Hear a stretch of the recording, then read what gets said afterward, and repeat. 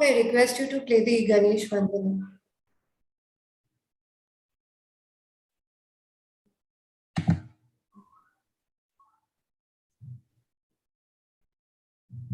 Good evening, everyone. Good evening. Hi, everyone. Sorry, having some issues with the speaker. Evening, Dr. Ian. How are you? Hey, it's great to see you. I'm doing well in very cold Toronto. Very cold Toronto. Yes, I saw some pictures from there. and before we get going, let me thank you again on behalf of all of us here for accepting it at such a short notice and being part of this historic day. Are certain things planned at your department or at the University of Toronto for today? Well, Toronto, as the University of Toronto, has basically been celebrating for a year. You know, we don't have much to celebrate, so this is one of the big things.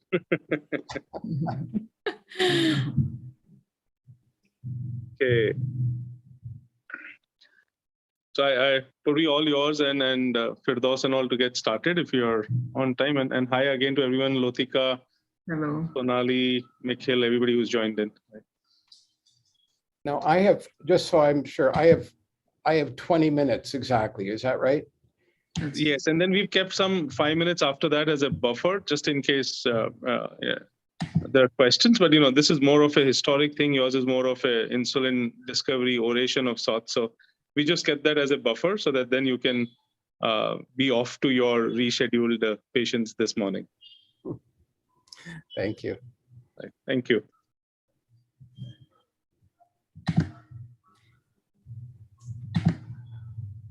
So we may begin on this auspicious note. Vakratunda Mahakaya Surya Koti Samaprabha Nirvignam Kuru me Deva Sarvakaryeshu Sarvada.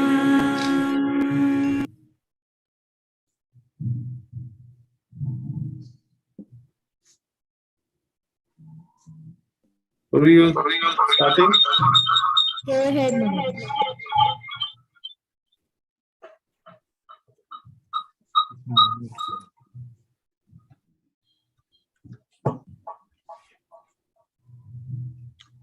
Am I heard? Yes, you're echoing, so I think one device needs to... Yeah, mute the other device. Yeah. No, the other device seems to be muted, but still, I think there's an echo. Okay, sorry. Am I heard now? Yes. Okay, great. So, good evening, everyone, and good morning to Dr. Ian from Toronto. A warm welcome to all of you on behalf of Mumbai Diabetes Care Foundation and the entire team putting this across on this historic day of the celebration of a centenary to insulin discovery and of course the day that the first insulin shot was ever given to a patient with type 1 diabetes. So with that warm welcome and a feeling of immense pride that we are all here today able to celebrate this occasion in some august gathering of speakers and faculty, I now invite Dr. Firdaus Sheikh to start with the introductions and would like our support team to we've already done with the Guru Vandan. I'm sorry, I was the one with the speakers. If not, then we please go ahead, and otherwise I hand it to Firdaus to take it ahead. So we are done with the press. So I think we can start. Let's start. Okay. All right, ma'am. Good evening, everyone. I'm Dr. Firdaus Sheikh. On behalf of Mumbai Diabetes Care Foundation, I welcome you all.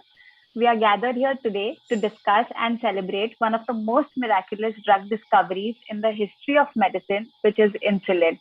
Amongst all the various groups of medicines which are available today for the treatment of diabetes, there is only one innovation that has won a Nobel Prize, and that is the discovery of insulin.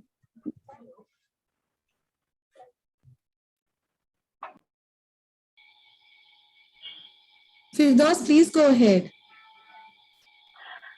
Okay. So we all know the Fantastic Four: Frederick Banting, James Collins, Charles Best, and John McLeod, whose efforts and hard work has saved countless lives till date, and the world of medicine is grateful to them.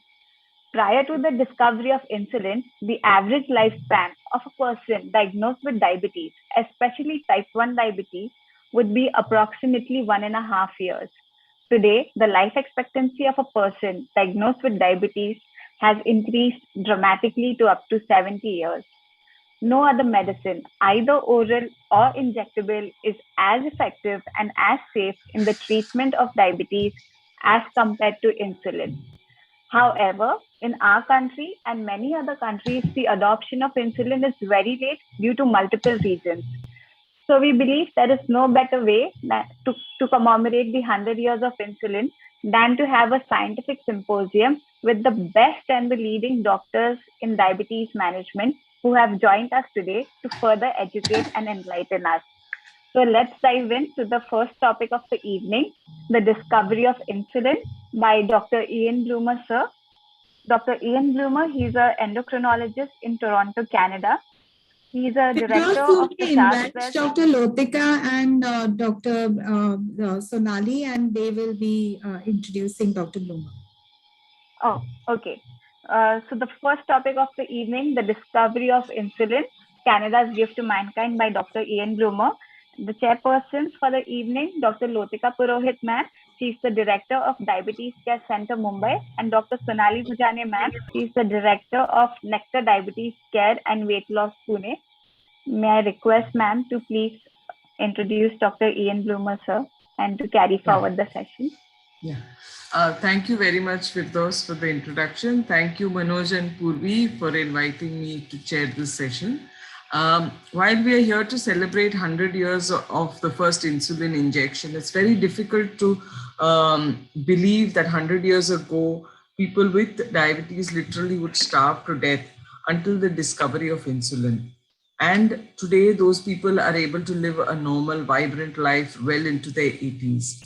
So we would like to start by inviting Dr. Ian Bloomer to speak about this. I would like to ask my co-chair, Dr. Sonali Bhojane, to introduce Dr. Bloomer. Thank you, Dr. Lolita. So here we start with our presentations, and the first presentation is by Dr. Ian Bloomer, who is an eminent endocrinologist from Toronto, Canada. He is a founding consultant to the Charles H. Best Diabetes Center and a lecturer at the University of Toronto. He has been awarded with many awards, but to mention here two important awards, one from Canada and one from India. So the Canadian is the Diabetes Canada's highest clinical honor, the Gerard Wong Award. And from India, it's a Professor Mohan Award in India. He has many scientific publications on his name. And besides, he's authored many books, including a novel. So with this short introduction, I request Dr. Ian Bloomer to have his words of wisdom for all of us. Thank you. Thank you very much. Let me just share my screen here. All right. Can you see my screen okay there? Absolutely fine. Yes, we can. Wonderful.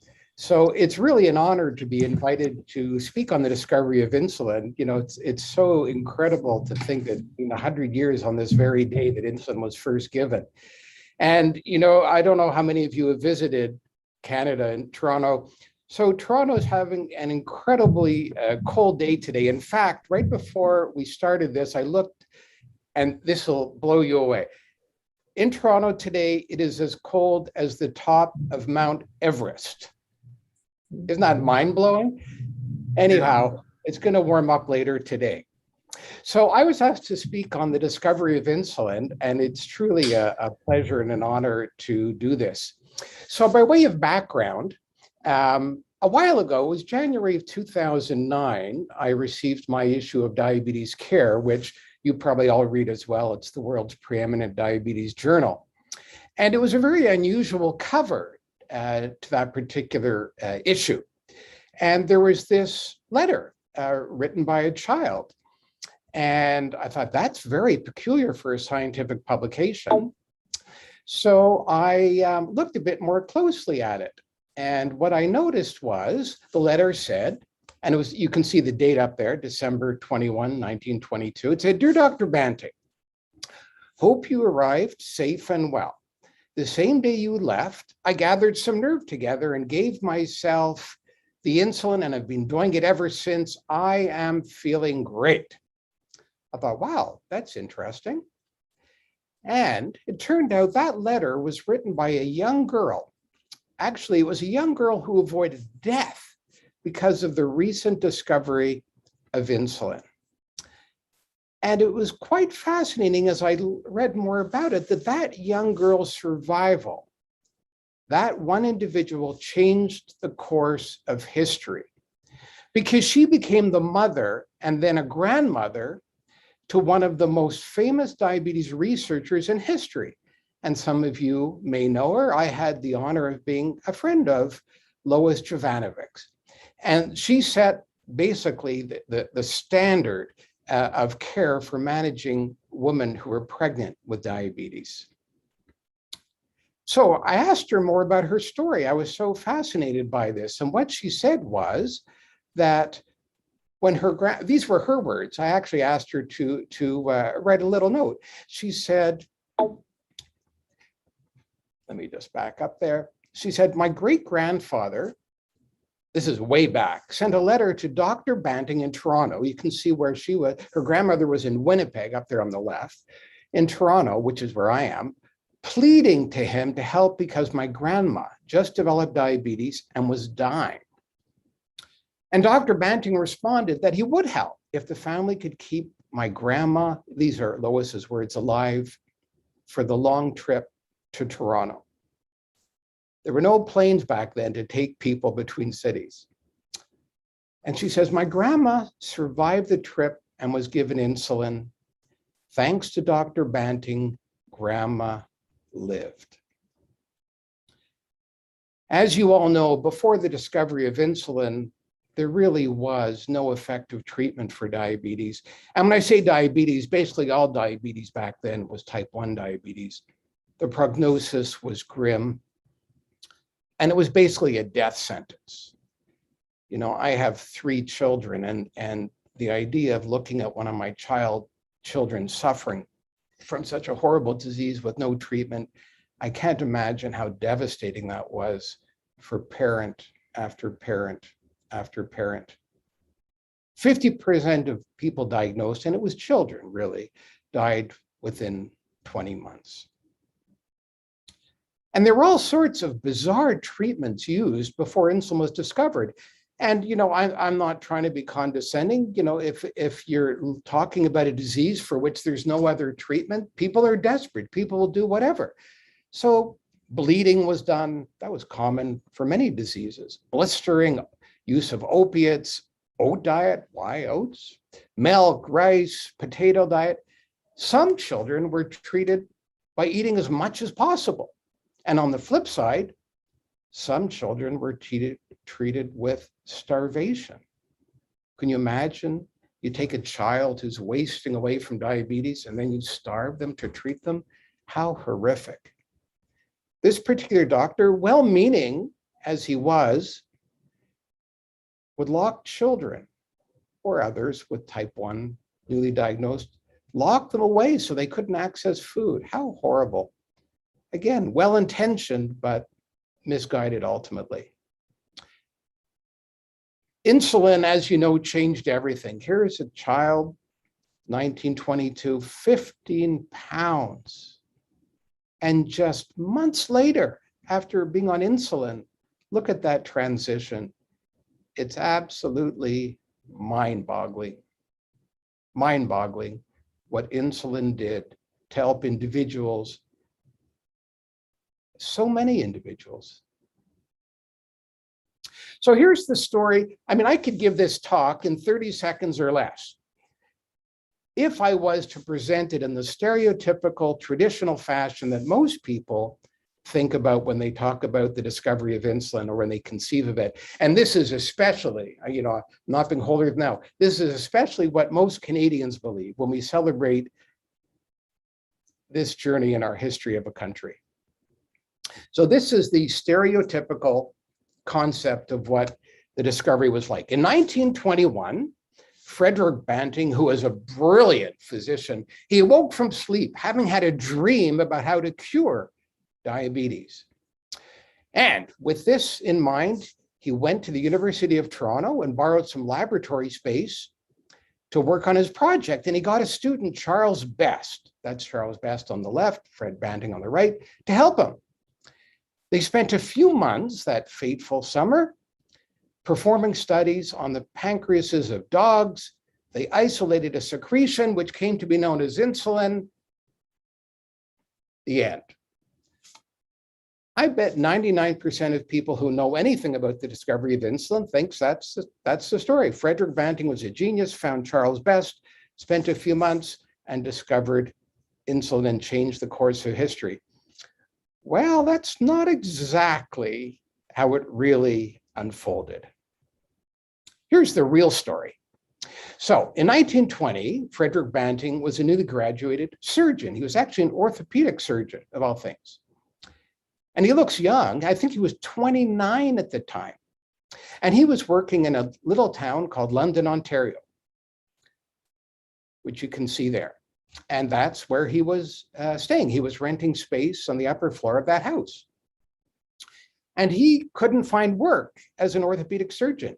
He actually had no patients, no referrals, did no surgeries. So he got a job teaching physiology at the local university. And he was working on carbohydrate metabolism, preparing a lecture. And he was asleep in that very bed. And he came across a journal.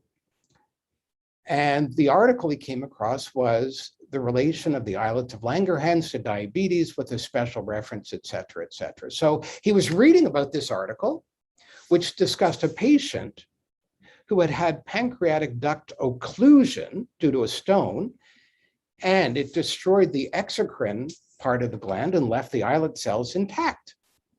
And he said, it was one of those nights when I was disturbed and couldn't sleep. I thought about the lecture and the article, and I thought about my miseries. Yeah, he was miserable. He had no patients. He was living alone. And finally, at 2 a.m, an idea occurred to me. And he came up with an idea about how to find a substance that could control glucose metabolism.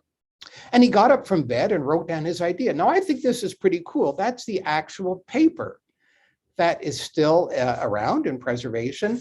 And he talked about diabetes. And you can tell he was a surgeon. He didn't actually know how to spell diabetes. He said, no offense to surgeons out there, they can make fun of me too. And he said, you ligate the pancreatic ducts of dogs, you keep them alive till the acini degenerate, leaving the islets, and then you try to find a secretion from these islets that could relieve glycosuria. So he thought his idea was novel and brilliant. And I guess it was. But he didn't realize that he wasn't the first to have considered this. He just wasn't very well read. And he certainly wasn't well read about the world of endocrinology. He wasn't the first to think about this at all. Years before, other researchers had thought about similar concepts. I'm only going to show a few. There's actually dozens that you can find and read about. But Dr. Sulzer in Berlin in 1906 had already looked at developing a pancreatic extract and had actually injected it into someone with ketoacidosis. And the coma resolved. And he gave it to more patients. And that also worked. But Banting didn't know about that. Canadians don't know about this. We all think Banting and Best were the pioneers. Well, they were. But no work goes on in isolation. And so Dr. Sulzer concluded it's possible through the injection of a pancreatic extract to eliminate the excretion of sugar and acetone in a diabetic. Well, fast forward a few years, Dr. Kleiner said, oh, look at this. And he injected ground pancreases intravenously into dogs with diabetes, and 100% of them showed an improvement in their glucose. And he said, this extract has a possible application to human beings. It should be looked into further. And then Nicholas Polescu in Romania, a few years later, same thing, injected pancreatic extract intravenously into diabetic dogs and also found improvement. So other people had had a similar concept, but the thing is, having a concept, having an idea, doing preliminary work is of no value ultimately to mankind if nothing further happens. And that's what happened for all those researchers, again, dozens of them. They did initial work and then, for a variety of reasons, stopped. So great ideas, but not executed. And therefore, when Banting and Best started their research, people were dying every day from untreated diabetes. So Banting was so excited about his idea that he met with Dr. MacLeod, who was actually a world famous physiologist at the time. But you have to appreciate, so Dr. MacLeod is this eminent world famous physiologist, and this 29-year-old unemployed surgeon comes in and says, hey, I've got an idea about how to cure diabetes. I want to work in your lab. Well, can you imagine how Dr. MacLeod would have reacted? He would have looked at this person, Fred Banting, and said, really? Who are you? Why are you even approaching me? But amazingly enough, for goodness knows what reason, MacLeod said, you know what? I've got some space in my basement in the lab. Sure, go ahead. So what happened next? This was the lab that they used. That's the actual lab in the basement of the University of Toronto Medical School building. So he needed an assistant, and he asked, there were a couple of people available. And what I want to emphasize, because I never thought about this till I started looking into this a few years ago, these were kids. Like Banting was only 29. Charles Best, who is credited as the co-discoverer, he was only 21. He wasn't even in medical school yet. He was an undergrad science student. So these two folks, they tossed a coin to see who would work first. Charles Best won the bet and ended up getting the job. So what happened then? Well, things progressed incredibly quickly. In just the span of a few weeks, they made immediate progress. So they removed atrophied pancreases from dogs. They got an extract. And amazingly enough, these 29 and 21-year-olds in the lab, in the basement, managed to come up within weeks of an extract to lower glucose levels. And they tried again, and again, the glucose levels fell. And they said, wow, what do we call this? Okay, well, we'll call it islatin. Anyhow, it came later to be called, as we all know, insulin.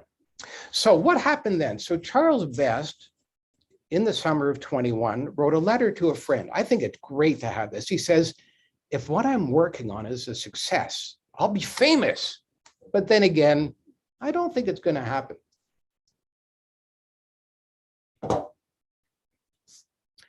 And then MacLeod, again, the professor MacLeod, wrote to Banting and he said, if you can prove that such an extract really has the power to reduce blood sugar in diabetics, you will have achieved a great deal. And this, I think, is telling. This is where MacLeod shows he knew the literature. He said, others have published similar results, but their proofs were not adequate because MacLeod was approaching it as a scientist.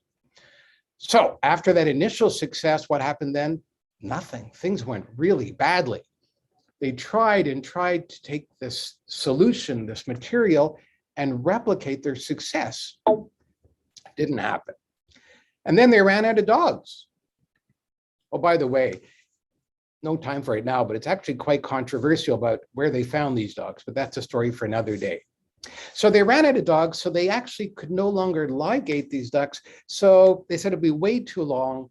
So they actually started using the whole gland of a pancreas, which basically is totally different from Banting's original 2 o'clock in the morning idea. So they weren't making progress. So what did Banting and Best do? They said, we need someone to help us. And the unsung hero of the discovery of insulin is James Collip. He was in Alberta. He was in Calgary, which is in Western Canada, but he was a really good biochemist. So Banting and Best were desperate. They were going nowhere. And in fact, if they had not brought in Collip, insulin would not have been discovered by them. So Collip came in and joined them, and he was much more capable of purifying what later became known as insulin. But at first it didn't work. And I think this is so funny. At first he failed, and it turned out the material he was given was actually thyroid tissue. It wasn't even pancreas tissue. Well, no wonder why that's not going to help treat diabetes. But after that, Collip had success after success through incredible work and cleverness. And then he tried it and he injected it into a rabbit, and a rabbit became hypoglycemic. And lo and behold, Collip was really the first one to clearly get this purified extract and found it worked, at least in rabbits. So he said, we have obtained from the pancreas of animals a mysterious something. Isn't that a great phrase? A mysterious something, which when injected into totally diabetic dogs completely removes the symptoms of diabetes. It's a problem to isolate. No one has ever proved this would work. And then look at that, 100 years ago today, they took this extract and gave it to a human. 100 years today. I give you folks who organize this meeting all the credit in the world for timing it to be 100 years to the day. I think that's just awesome. In fact, this morning, as I was getting ready to leave my home, my wife said to me, did you know today is the 100-year anniversary of the first ever injection? And I said, as a matter of fact, I'm going to be talking on that very subject. Where was it given? The Toronto General Hospital, which is about a kilometer or less from where I live. It was given to Leonard Thompson, a 14-year-old boy who was said to be as thin a creature as ever walked the earth. And the stuff, as purified as it was still said to look like a thick brown muck. And it was injected, and Banting was waiting outside the room, wanting to know whether it was going to work. And the result? Well, it sort of worked. They were excited to see any drop in glucose, but not nearly to the extent they were hoping. And then the person got an abscess, and the researchers felt dejected and thought about giving up. Collip was said, oh, this is useless. All my work has gone for nothing. But they were tenacious. The child was dying. There was a slight improvement, so they got back to work. And McLeod said to a reporter, as you can imagine, the press was excited. We have no hope to offer anyone yet. Someday, maybe. Then he was given a second injection, January 23rd. So a couple of weeks later. And look at that drop in glucose. That's impressive, isn't it? Going from 28.9 down to 6.7. Can you imagine how excited the researchers were when they saw that?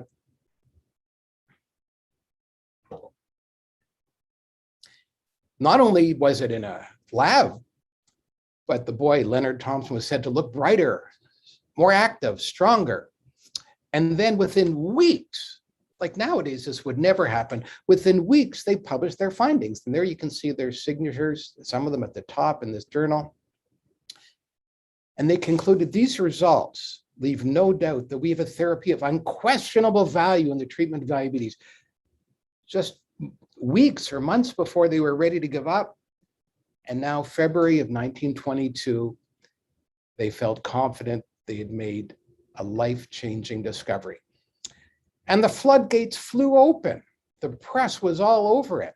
And of course, they mistakenly called it a cure. You know what? Even the press nowadays calls insulin a cure, which really frustrates me. So worldwide attention, this is my favorite, a letter sent to the doctor who cures diabetes, Toronto, Ontario. And within months, insulin became commercially available. As you know, the Nobel Prize was given to Banting and McLeod, but they shared it with their colleagues. So in summary, these are my conclusions. Without the work of this team of researchers, sure, insulin would have eventually been discovered. It's just like the light bulb would have been discovered. And so many other discoveries. Electricity would have been discovered, lots of things, but these people did it first. And even if they saved a year or 2 years before, it would have been discovered by somebody else, that year or two saved thousands of lives, including Lois Jovanovic's grandmother. And it truly was teamwork. It wasn't just Banting and Best, it was Banting, Best, Collip, MacLeod, and others who preceded them. So in my estimation, they're all heroes. And as said by a colleague at the reception honoring the Nobel recipients, the discovery of insulin provides glory enough for all. And Banting's recognized around the world. There's awards, high schools, stamps. There's a crater on the moon named after him. How awesome is that? Canada is a small place. The Toronto General Hospital, where the first insulin injection was given, that's where I did my residency. And it's also the place where I met the person who later became my wife. We actually met right in that building on the endocrinology ward. That was clearly prophetic. That's Banting, that's my daughter's friend, one of her close friends, who actually is the great-grandniece of Frederick Banting, and her name is Banting. In my waiting room, just outside the door here to my right, I was given by Charles Best's son, I met him years ago, a couple of ties. Those are ties that were worn by Charles Best. Sometimes I think patients come to see me just to see those ties, not actually for the clinical consult. The diabetes center with which I'm affiliated, that's Marlene Grass in the front, who started it. It's called the Charles Best Diabetes Center.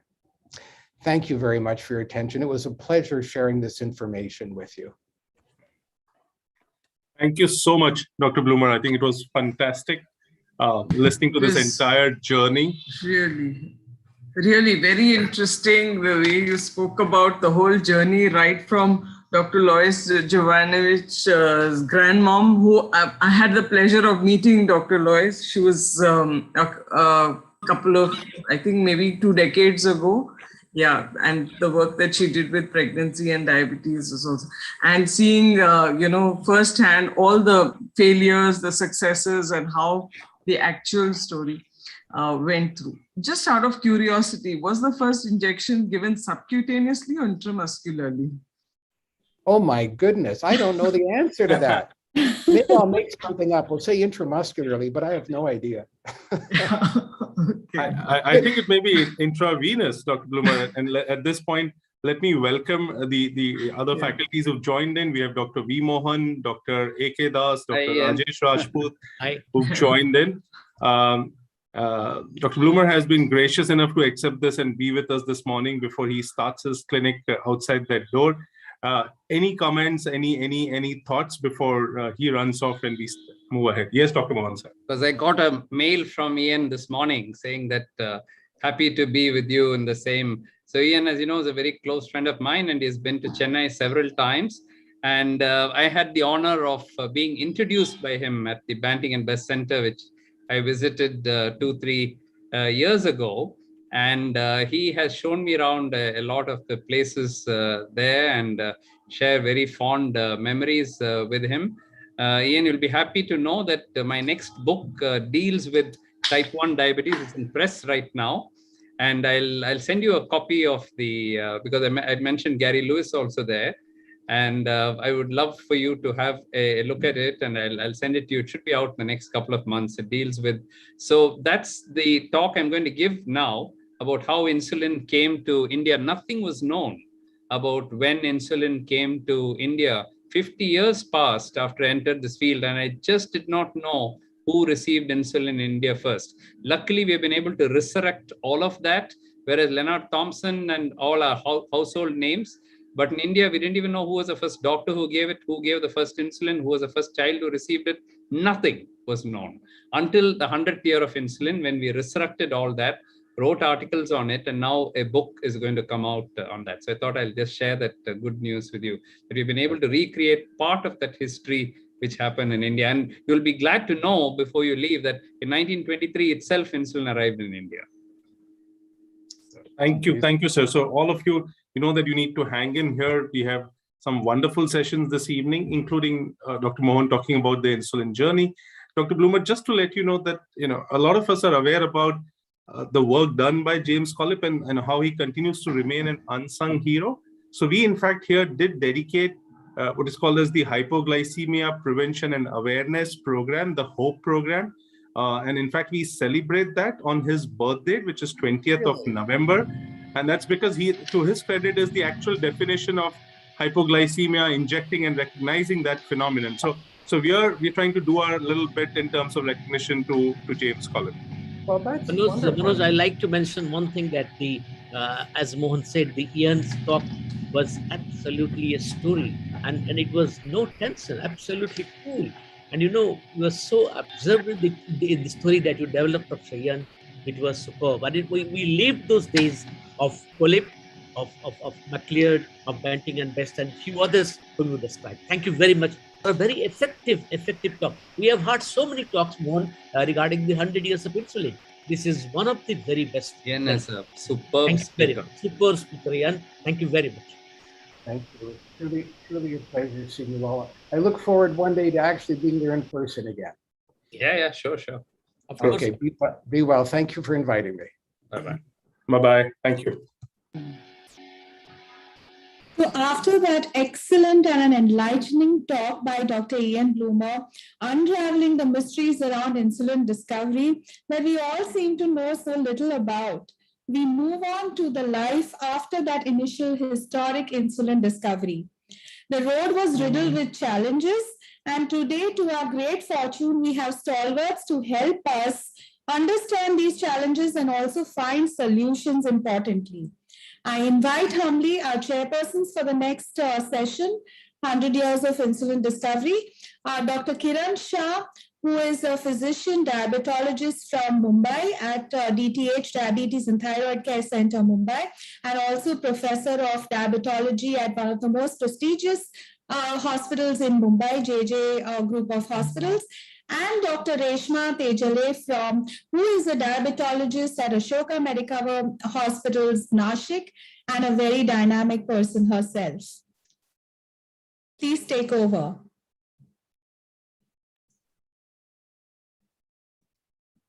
Okay. Thank you very much for the kind introduction. Thank you, Dr. Manoj and Dr. Purvi, for inviting me here. Friends, the recently launched James Webb Space Telescope, whether it is going to make time travel possible or not, that I think time will only tell. But today, I think on this forum, we all are literally doing a time travel of the 100 years of discovery and evolution of insulin. Of the various aspects of insulin, I think the initiation and intensification of insulin are very important aspects. We are very honored to have with us senior diabetologist, Dr. A.K. Das, to give us some practical inputs regarding the initiation of insulin. Dr. A.K. Das, welcome, sir.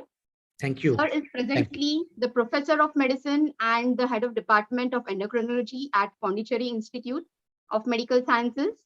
He is also the ex-dean and ex-medical superintendent of Jawaharlal Institute of Postgraduate Medical Education at Pondicherry. And sir has an experience of more than 33 years in teaching undergraduates and postgraduates. So we are keen to listen to you. Over to you, sir. Thank you, Dr. Reshma. Thank you, Dr. Shah, and thank you to my very dear Manoj and Purvi, and the wonderful meeting you have organized. Ian has said it all. I will not repeat it again. I have a very important task to carry on. In next 19 minutes, I'm going to speak about the insulin initiation and what are the solutions to various challenges that we meet. Dear friends, what are the objectives of this presentation? Number one, we'll recognize, and most importantly, that's what Manoj told me, challenges are there, but we need solutions.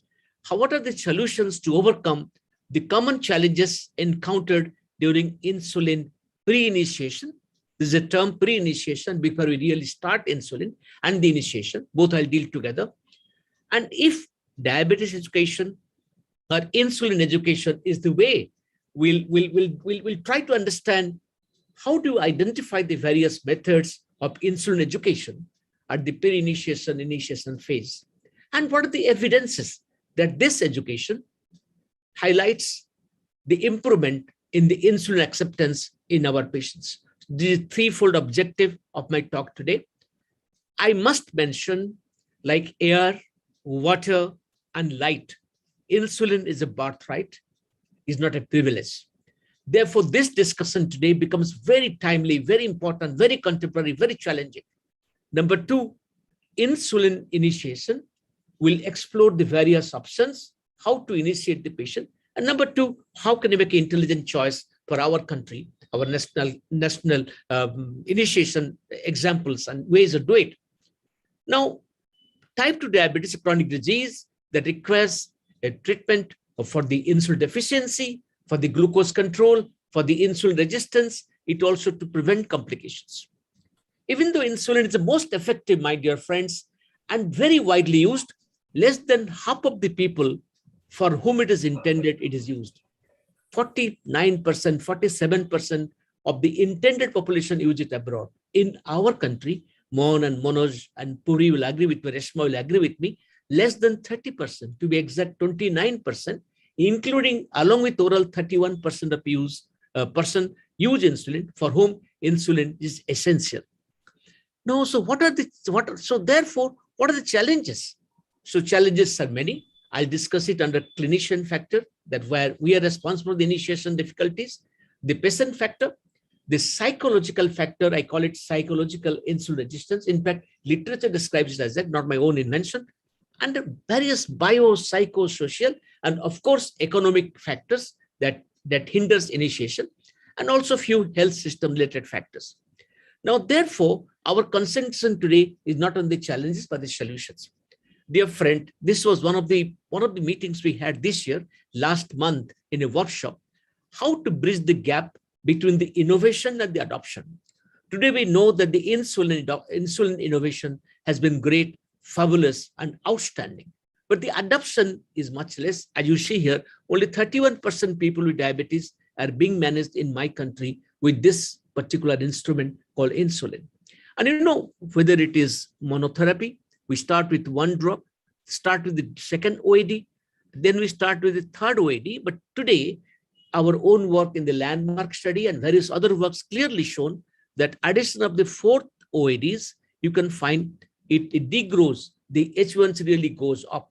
And if you look at the insulin initiation and in contradistinction to various other anti-diabetic drugs, you will find that the insulin initiation is often delayed beyond 10 years. So initiation delayed at least for 10 years. Dear friends, I'm very passionate to mention that insulin metformin came almost at the same time. And you know, today we know that insulin is number one, number two, number three drug, and India has the pride of using it much earlier than it came to United States and Europe. Now, therefore, even though the insulin today has become the number one drug, insulin is standing far behind for the initiation.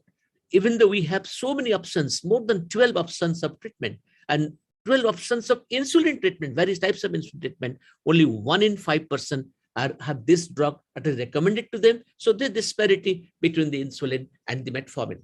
Dear friends, we have various options, but to make a long story short, the most important option of starting insulin is the basal insulin. So number one, number two, number three choice is basal insulin alone, or with the OAD, we call it BITS therapy, bedtime insulin, bedtime long-acting insulin, and daytime sulfonylureas. We have other ways of treating it also. Few people give with the premix, people give with multiple rapid injections. I will just carry a small story. Reshma, madam, give me the time. It was between Sarasi and Luft, two idea presidents. They said they were discussing whom to love, which deity to love. He said, love anyone. None of the love is wasted. Then they added, give insulin anyway, it is never wasted. So I personally believe Basal is the most important initiative instrument, but one can, if not, one can give in other ways also with caution. I'll describe in a minute. Dear friends, why Basal is the good option? It can be used in the early phase ideally, but can be used in other phases also. Effective, significantly lowers the significant low rates of hypoglycemia, lower daily insulin dose, lower monitoring cost, and offer the things that are very important for us. Now, dear friends, how do we sensitize patients about insulin therapy at the pre-initiation phase? Dear friends, I brought for you 10 case scenarios. I'll go through very quickly. I have less time.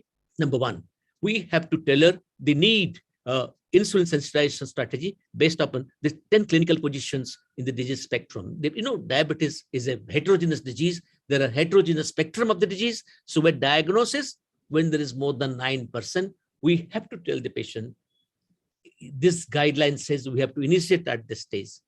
When target glycemic levels are not achieved beyond 2 or 3 oral anti-diabetic drugs. Patient has diabetes more than 10 years. And I know, I always believe to bring in the communication, the insulin very early and demonstrate to the patient that even though it is called type 2, even though it is called previously non-insulin dependent, at some stage of the disease, one requires insulin and nothing is like insulin.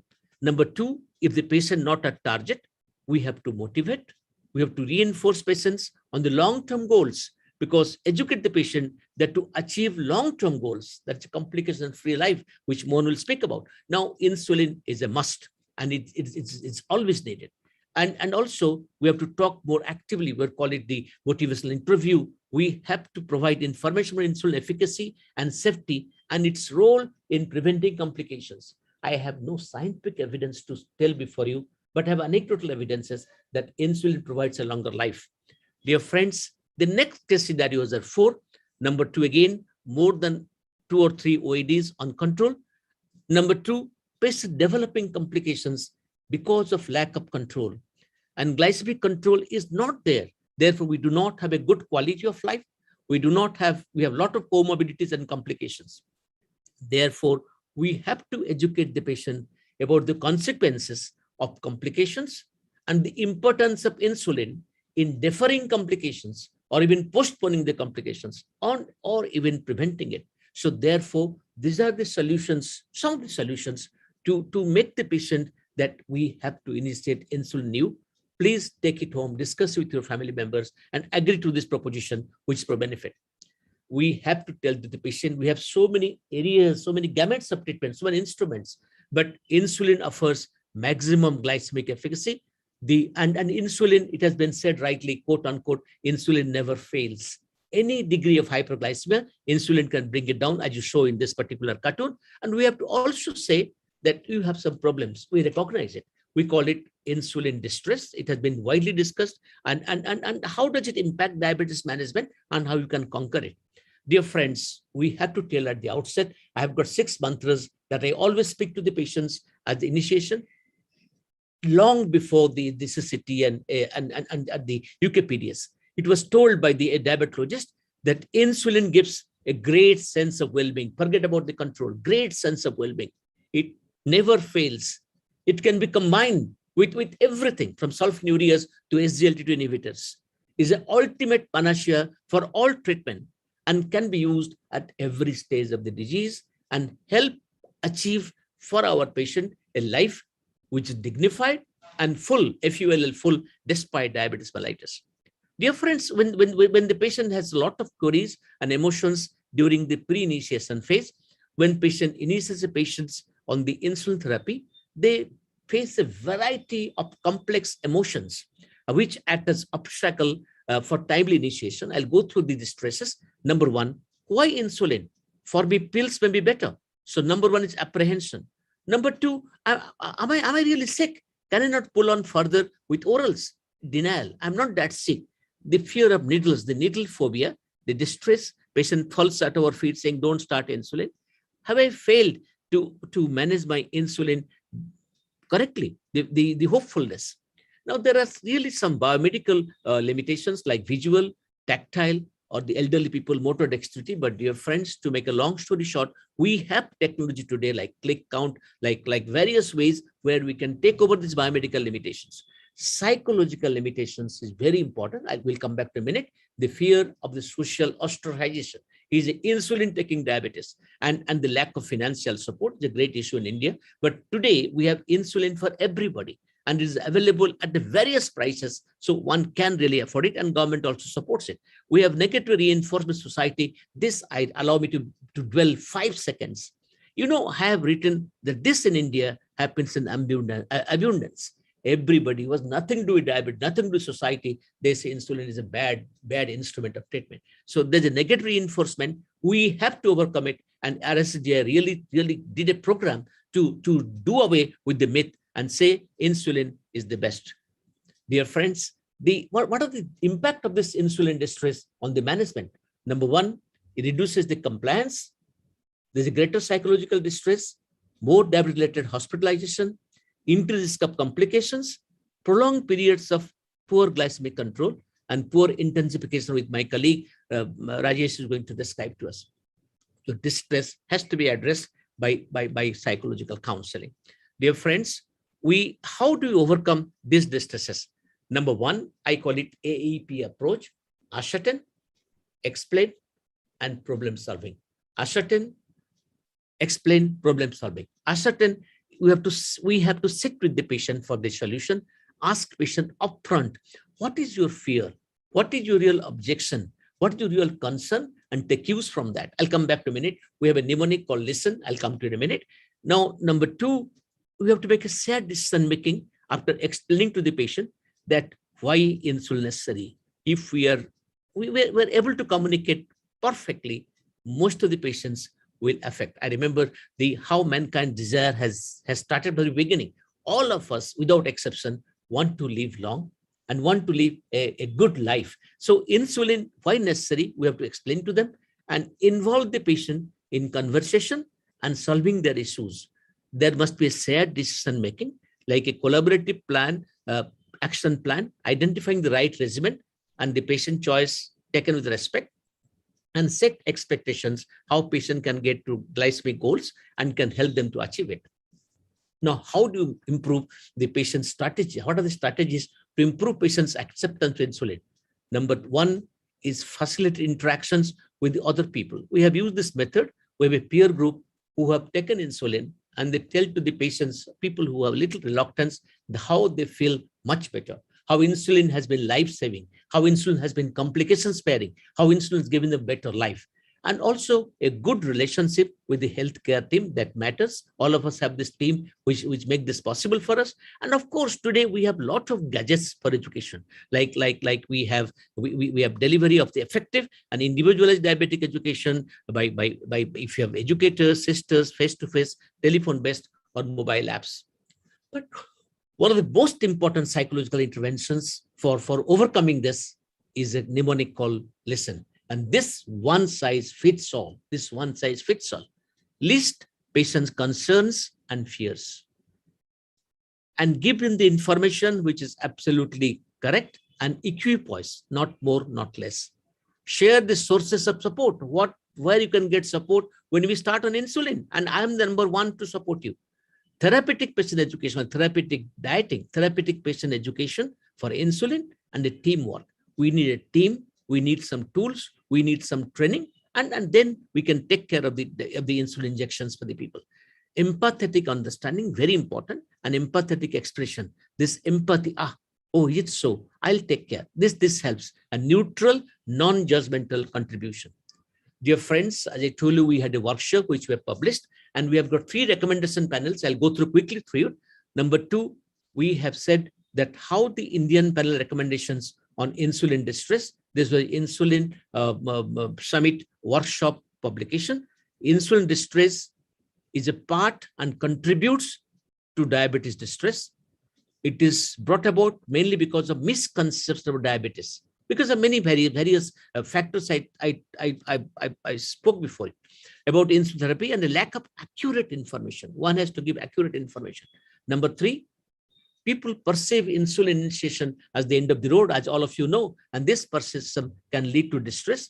which can be acute or chronic, we have to dispel it.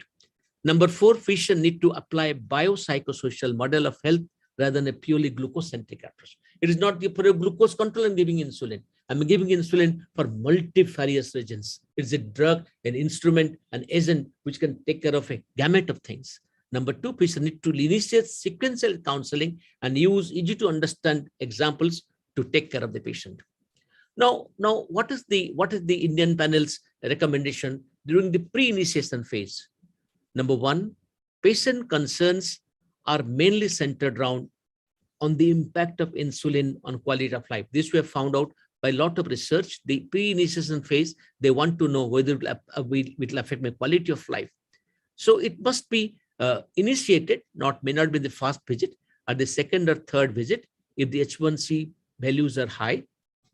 Candidates for this counseling include those with long duration diabetes with poor glycemic control, despite on multiple OADs, and challenges faced at this stage are unique, but requires priming and reinforcement approaches.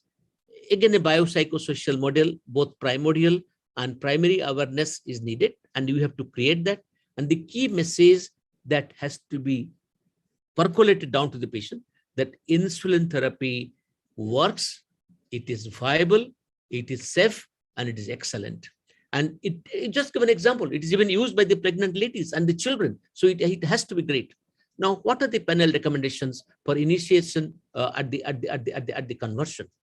Patient concerns at this stage still focus on the impact on the quality of life.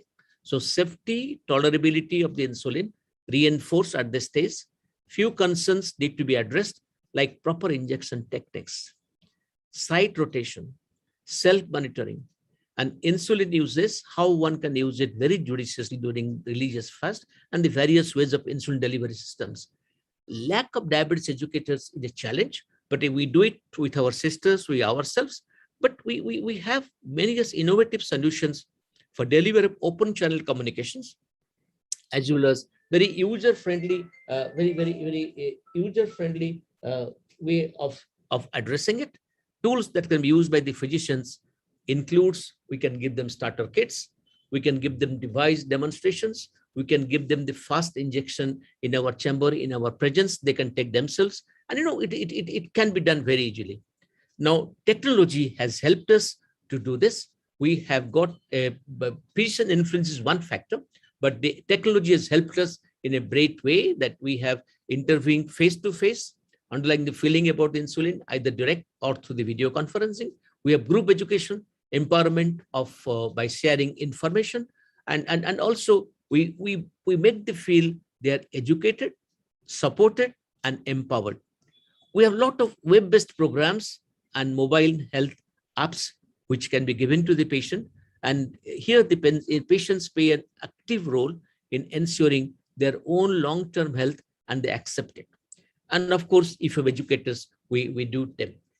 Does diabetes education programs improve? What are the evidences? I'll give two papers. One is from one of my students, Dr. Mokta, J. Mokta, published in JAPI, and you show that after the education, it has gone from a whooping from 8% or 7.9% to 42.6 to 65%. So education definitely helps, and education improves the insulin acceptance, quality of life, and well-being. And this is, we did that time, he did it, Dr. Mokta, the round-trip group education, and has been very, very, very, very rewarding.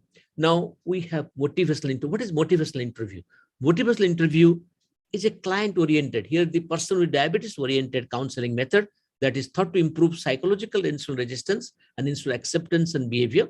Now 45 insulin diabetic patients with type 2 diabetes received 6 motivational interview sessions, and the results were significant. So MI combined with face-to-face is a great way of imparting this. Before I close, I must touch upon why we choose basal insulin as the initial insulin therapy. You know, all the guidelines, IDF, RSSDI, ACE, ADA, latest one, which came last month, IDF 2017 till 2016 said that premix can be one of the ways of starting of initiating insulin. But today, from 2016, 2017 onwards, it has said basal is the key. RSDA 2019 said that Basal is the way. Premix can be used. S said only Basal, ADA said only Basal. So ADA 2022 latest guideline recommend basal insulin as the quote most convenient initial insulin regimens unquote in the patients with type 2 diabetes mellitus, and I've told the benefits much before. Dear friends, before I close, I must tell you that physicians can face resistance to insulin from their patients due to some patients' beliefs, myths, and some misconceptions, and as well as a few clinical realities of diabetes treatment. That does exist, but we have discussed today what are the solutions to overcome it. Pre-insulin education. I mean, in the beginning of diabetes diagnosis, show them that you may need it. Patients know that it's a wonderful instrument to treat. Pre-insulin education, as well as patient education at every stage of diabetes is crucial for improved insulin acceptance and adherence to insulin treatment. And we have to use simple, easy to use basal insulin accompanied by adequate insulin education to improve the adherence to insulin therapy and increase patient acceptability. Dear friends, these few tricks can provide acceptance for the insulin initiation, the solutions to the hindrances of insulin initiation, and these small things can produce great changes and change the destiny of the patient. Thank you very much for a very patient hearing. Thank you, sir, for an excellent talk, and especially the mnemonic listen was something new to me in my clinical practice. I'm definitely sure every one of us would definitely use it in helping us passing to the solution to initiate insulin. Moving on to our next speaker. Kiran, can we have one question to Dr. Das? One question? I know, Kiran. Yes, Manoj. Sir, you spoke again beautifully about the initiation and the solutions to that which has evolved. From the Indian perspective, sir, do you still feel for initiation of insulin, it should be basal, or we still have scope for premixes in the Indian context? Yeah, I'll tell you, I'll give an answer to that. Give me 2 seconds. Number one, there is a concept saying that basal insulin needs 4 T's. We need a full-blown team. We needed tools to monitor insulin, the blood glucose. We need training, and we need time to convince the patients. But Manoj, of late, these 4 T's have been found that not entirely necessary for the basal insulin initiation. Number 2 point, premix in our country has got 4 advantages. Number 1, it can be one of the indications in a high carb diet where the prandial component, the short acting insulin can take care of that. Number 2, people have argued that if you can get the equal amount of control with 2 injections, why do you want to go for 4? And people say it is encroaching on someone's autonomy. Third point, that by giving this premix insulin, people feel that they have better acceptance, better adherence. But the issues there are that there are issues of hypoglycemia, the issues of compliance. But because of the convenience of use and the 4 T's I described, which our doctors feel they are plagued with, the premix insulin is used as an initiator in many instances, and it does its job very well. So I will give a very diplomatic answer to you, what Sarasi and Luft said. Sarasi and Luft were asked this question. They said, you love any deity, anybody. None of the love is vested. So if you give insulin, it matters. How you give matters, but it's less than whether you're giving insulin at all or not. Thank you, Manoj. Thank you. Thank you so much, sir. Over to the chairperson. Yeah, Dr. Panikar, sir. Sir, just one comment. Vijay? Ashok Bhai, excellent talk. Thank you, Vijay. Sir, what we have seen in our practice is our Indian diet is a high carbohydrate diet.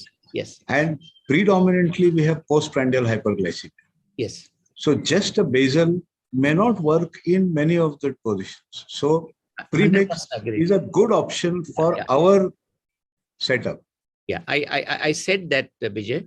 Yeah. The basal is the starter, but basal bolus is the ultimate. But I hasten to add that with a high carb diet, the rapid, I cannot explain to you, a rapid acting component takes care of the prandial blood glucose rise, and that is very important for our population. I have also given you the reasons of lack of 4 Ts and also convenience. 2 injections sufficing instead of giving basal bolus of 4 are the factors for which the pre-mix is accepted as one of the ways of treatment. There's a study by Robert Taylor, which called, you have seen that the NEJM 4T studies, they have compared the premix 2 injections with the basal bolus injection and found identical acceptance, a little bit better control with probably basal bolus. Sorry to interrupt. That's our next conversation. So, Dr. Rajput is here. Before we start the conversation, actually, I think this debate and these pros and cons, we can continue to debate for hours. In diabetes, there is not a single best regime which is still available in the world. There are people who want to follow guidelines. There are people who want to follow their own experiences. As far as insulin initiation is concerned, there are more than one ways. Yes. It is not only guideline. We have to see patient baseline HbA1c. We have to see fasting postprandial. We have to see the difference between fasting and postprandial. We have to see the lifestyle of the patient. We have to see the dietary pattern of the patient. So it is not a simple answer that basal is in every patient or premix is in every patient. So it varies. So one has to understand the art of initiating the insulin therapy. That is the most important. Absolutely. I cannot agree more, Rajesh, what you said. It is customized. It is individualized. There are guideline recommendations, but somebody said guidelines are not important. I mean, it is the way we treat is most important. Thank you. Over to the chairs to introduce Dr. Rajput now, so that he can start his lecture formally. Can I add? Yeah, Jaideep, go ahead. Okay, just I would like to add a final comment. As Dr. Ekedas sir or Panikar sir and Rajput sir said that it is a choice as per the patient, but the main challenge remains that patient should get convinced. So when the patient gets convinced, I think the half battle is won, and then the rest half remains whether basal or the premix. So yeah, yes, whatever insulin we give, giving insulin important, Jaideep. I fully agree with you. Thank you. Right. Thank you. So moving on to our next speaker, Dr. Rajesh Rajput. He's a senior professor and head Department of Endocrinology, PGIMS Rohtak, and he has more than 110 publications in various national and international journals, written on endocrine disorders and pregnancy, women health and diabetes, contributed various chapters in diabetes endocrinology at PPI textbook of medicine and manual of endocrinology. He's a vice chairman of RSSDI. Can you stop this, because this is a very old CV, and I believe RX event always uses this old CV slide, which is almost 7-8 years old. So they should update the database. Sir, over to you then. Thank you very much, and allow me the screen sharing. Yes, sir.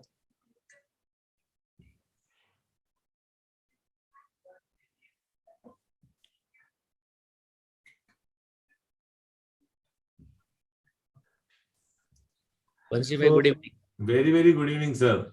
I was just telling Rajesh that you send your please new CV also. Yeah. We will send Bansi. Right. So thank you very much. I like to thank Dr. Manoj and entire team for inviting me for this centenary celebration of insulin. My slides are visible? Very much. Okay, thank you very much. So you have listened about insulin initiation, and Dr. Das has actually focused basically about barriers of insulin initiation, how to overcome those barriers of insulin initiation. And to me, over the years, so many years now, virtually, I have learned, and as last comment by Jaideep, actually, to me, patients are never a barrier to insulin initiation. It is doctors who are actually the biggest barrier to initiation. And if we still conduct a throughout country study, doctors have their unsaid barriers for initiating insulin therapy. And there lies actually the role of conducting all these CME programs, so that at least first we can make our own colleagues understand the importance of initiating insulin therapy right in time. Having said this, I have no conflict of interest, and this is briefly the agenda which I am going to discuss. you have listened that insulin has to be initiated. But when we see our patients of type 2 diabetes, how much you're giving plain in the morning we give? Sir, Dr. Das, sir, please mute yourself. Sorry. So when we see patients of type 2 diabetes, the first question often which comes to our mind is, when will most patient need insulin therapy? Now this is taken from UKPDS. And if you focus at year 0, that is when diabetes is diagnosed, already more than 50% of the beta cells are lost. And those who are practicing diabetes, large number of them actually are seeing patients whose diabetes duration is more than 6 to 10 years of duration, which means more than 70 or 80% of the beta cells are lost. And if we understand the natural history of type 2 diabetes, where we does not have therapies which can actually change the natural history of progression, then probably most people will need insulin therapy at some point of their natural history of type 2 diabetes. Also, it needs to be understood that maximum effectiveness of oral drugs is seen at half the maximal marketed dose. There is no point in giving glimepiride, gliclazide, glibenclamide, whatever drugs we are using in 3 times, 4 times, 20 milligrams a day. Hardly we can achieve the efficacy as far as glucose lowering is concerned when the dose is more than half the maximal. And then, before I come to the topic, why late initiation and intensification is harmful. Now you have initiated, it is not, question is not only initiation. As I have told you, diabetes is a lifelong disease. And after initiation, and as the current consensus goes on, patients are initiated with insulin therapy on a safe dosage, because we are not going to harm the patient. This is what we have been learned in our medical schools. So once patients are initiated, they have to be followed and their insulin has to be intensified. Apart from that, as diabetes is going to progress with the time over the year, even your initial insulin therapy, which is effective now, may not be effective 1 year, 2 year down the line. So again, patient need intensification, which means intensification is a lifelong process with our patient. We have to be patient and the doctor are to be in continuous touch with each other so that timely intensification is done. And by doing timely intensification only, we can bring HbA1c to less than 7%. And if this is not done in time, this I have taken from VADT, this is an extrapolation, we will generate lots of bad legacy effect. And there is no point, once patient has lived with poor glycemia for 5 to 10 years, then whatever costly forms of therapy we are going to use, it is not going to benefit patient in the same way. So friends, intensification is a continuous lifelong process of our type 2 diabetes. When we initiate, we have to also teach our patient about the importance of continuous follow-up and intensification of the therapy accordingly as the time goes on. It should not be that it has been initiated now and then patient forgets, doctor forgets, and he'll end up with complication. And why I am saying so with so much of power, that if you see, if we are not able to maintain HbA1c less than 7% over a long period of time, it will result in microvascular complication, macrovascular complication, and we often forget that overall when these complications develops, the cost of diabetes management increases. It is 22% higher when patient has not developed any complication, which means we have to intensify in a time. Not only that, we have to understand, in last lecture, it has been discussing that basal insulin therapy in majority of guidelines is currently recommended as a therapy of choice for initiation.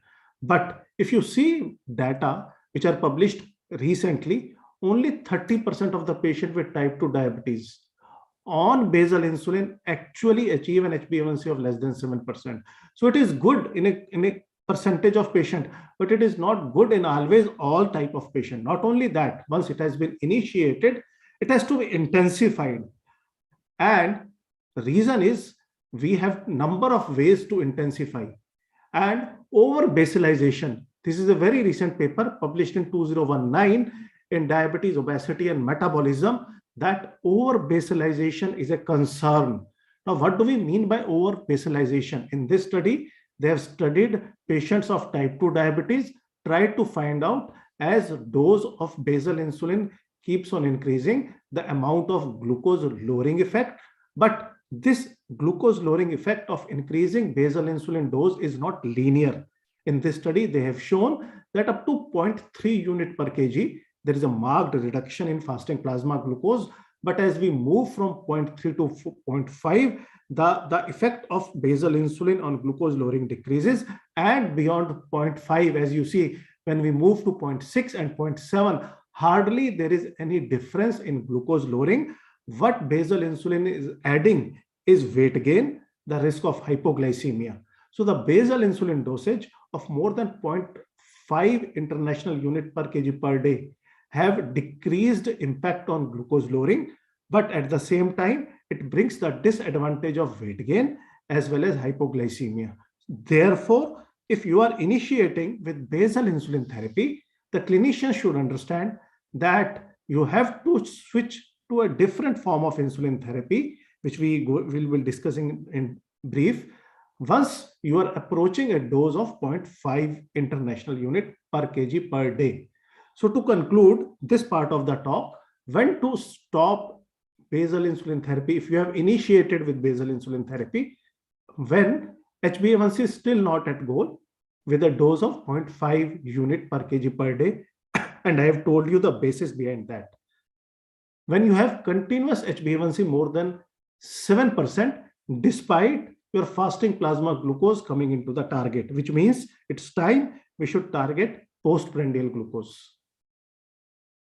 Next, when you're trying to increase basal insulin, but patient is experiencing nocturnal hypoglycemia, which means further increase in basal insulin is probably not going to help. So these are the scenarios where we should shift from basal insulin to some other insulin, or we should intensify to some other. Now, coming to the intensification, what are the options for intensification? Now, as I've told you, while discussing after the first lecture, there are a number of ways we can initiate. We can initiate with basal insulin therapy. We can initiate with once a day premix insulin therapy, or we can initiate with twice a day premix insulin therapy, or in a subset of patients like pregnant individuals or women, or like patients who are having on steroid therapy, having predominantly postprandial hyperglycemia, we can initiate with prandial insulin.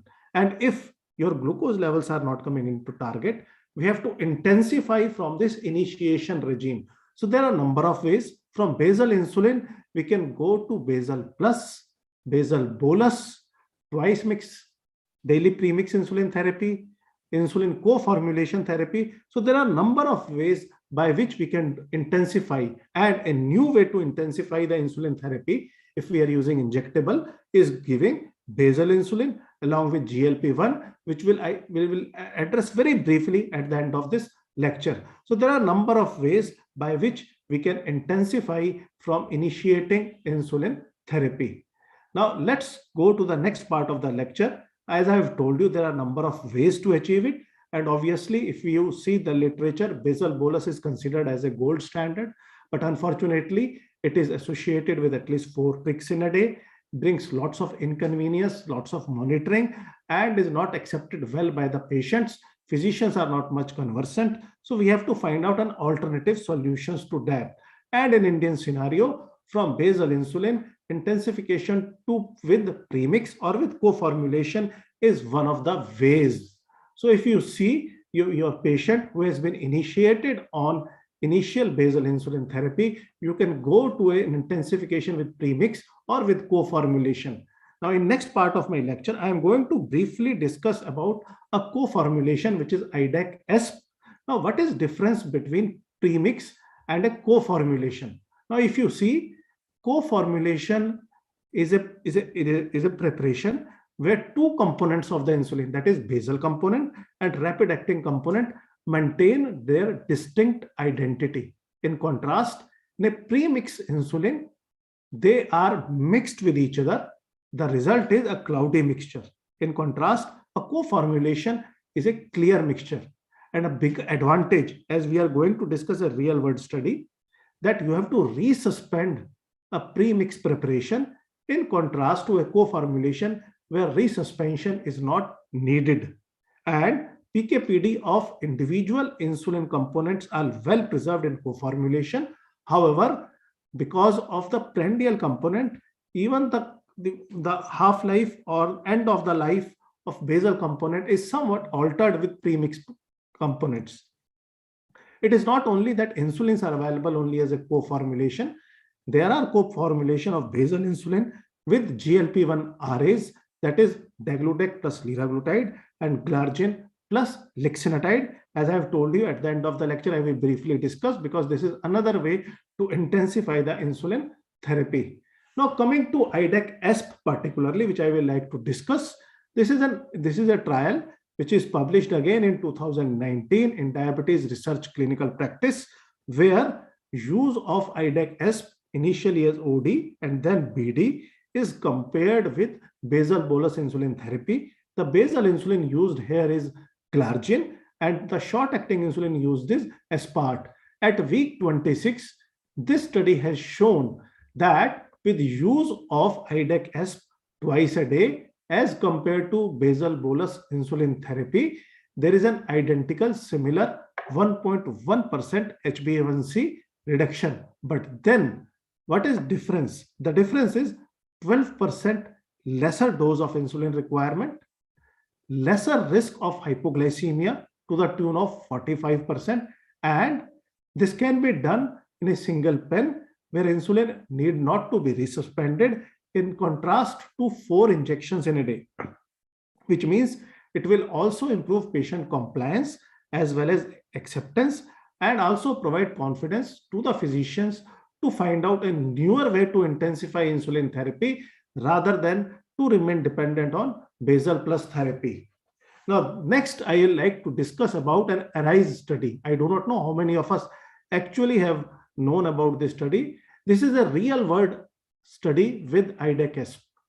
Now here patients of type 2 diabetes, 1112 were the total number. They were given IDEC-ESP as per local practice. And this is a very recent presentation in August 2021. And this is a multi-country study involving Australia, India, Malaysia, Philippines, Saudi Arabia, and South Africa.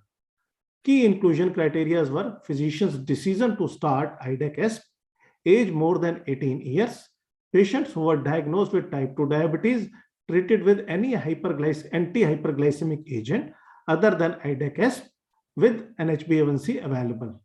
And the study continued for 26 weeks. If we see the baseline characteristic of this study, this is almost identical to what we see in real world practice here, even in India, because India is also a part. Mean duration of diabetes is 13 years. Patients have a BMI of around 21 and with an HbA1c of 9.8%. If we see the previous anti-hyperglycemic treatments, 35% of the patients are only receiving OADs. 22% of the patients were receiving basal insulin therapy. 8% of the patients are receiving GLP-1 RA. 13% of the patients are on basal bolus insulin regime, and around 22% of the patients are premix insulin therapy. If we see the frequency in which IDEC-ESP is prescribed in ARISE study, 52.2% of the patient prescribed it as a once daily dose, and around 47.6% of the patient prescribed it as a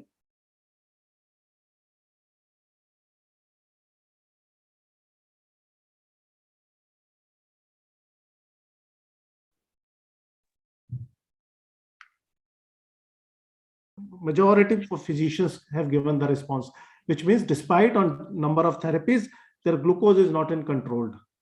The risk, they want to minimize the risk of hypoglycemia and fewer injections than basal bolus therapy.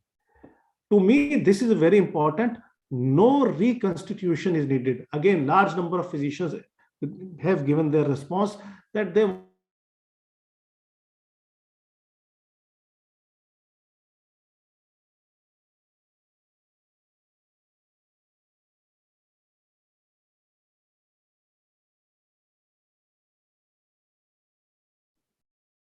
Just calling up Dr. Rajput.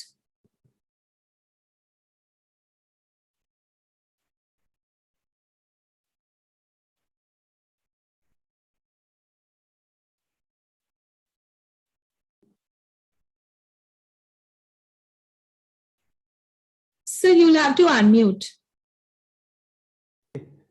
How it happened, I do not know. No problem. Just start sharing again. Okay. When you are in Hawaii, this happens. ये बात भी ठीक है.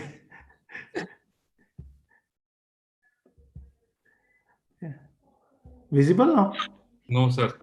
Yes, yes. Yeah, yes. Visible and audible? Yeah. Right. Yes, So if you see the effect as per country, in Indian cohort, HbA1c has been lowered by 1.6%, in Saudi Arabia by around 2%, but overall if we see anywhere from 1.3 to 1.5% is a general lowering of HbA1c when patient is already on different type of insulin regimes. Their HbA1c is not under control, which means we need intensification. Now, if we see according to the treatment subgroup, which patient is receiving at baseline and when IDEC-SP is initiated, in those patients who are on OADs only, when IDEC-SP is initiated, HbA1c is lowered by around 2%. What Dr. Panikar was trying to tell that in India with prandial component too high in our meals, probably Premix might be a better option as compared to Basal. And if we see basal bolus therapy patient, those who are on basal bolus insulin therapy with HbA1c not controlled, when their insulin is intensified with IDEC-SP, an additional 0.9% lowering of HbA1c is concerned. What is important is that significant reduction in HbA1c from baseline is seen irrespective of the baseline treatment when HbA1c is not in goal and the treatment is initiated and intensified with IDEC-SP. If we see resource utilization, now this is very important, especially in our country, where we often only talks about the cost of the drug therapy. But then what about the cost of visiting patient to the hospital, visit to emergency room department, loss of work days, loss of wages, cost of commuting from one place to other.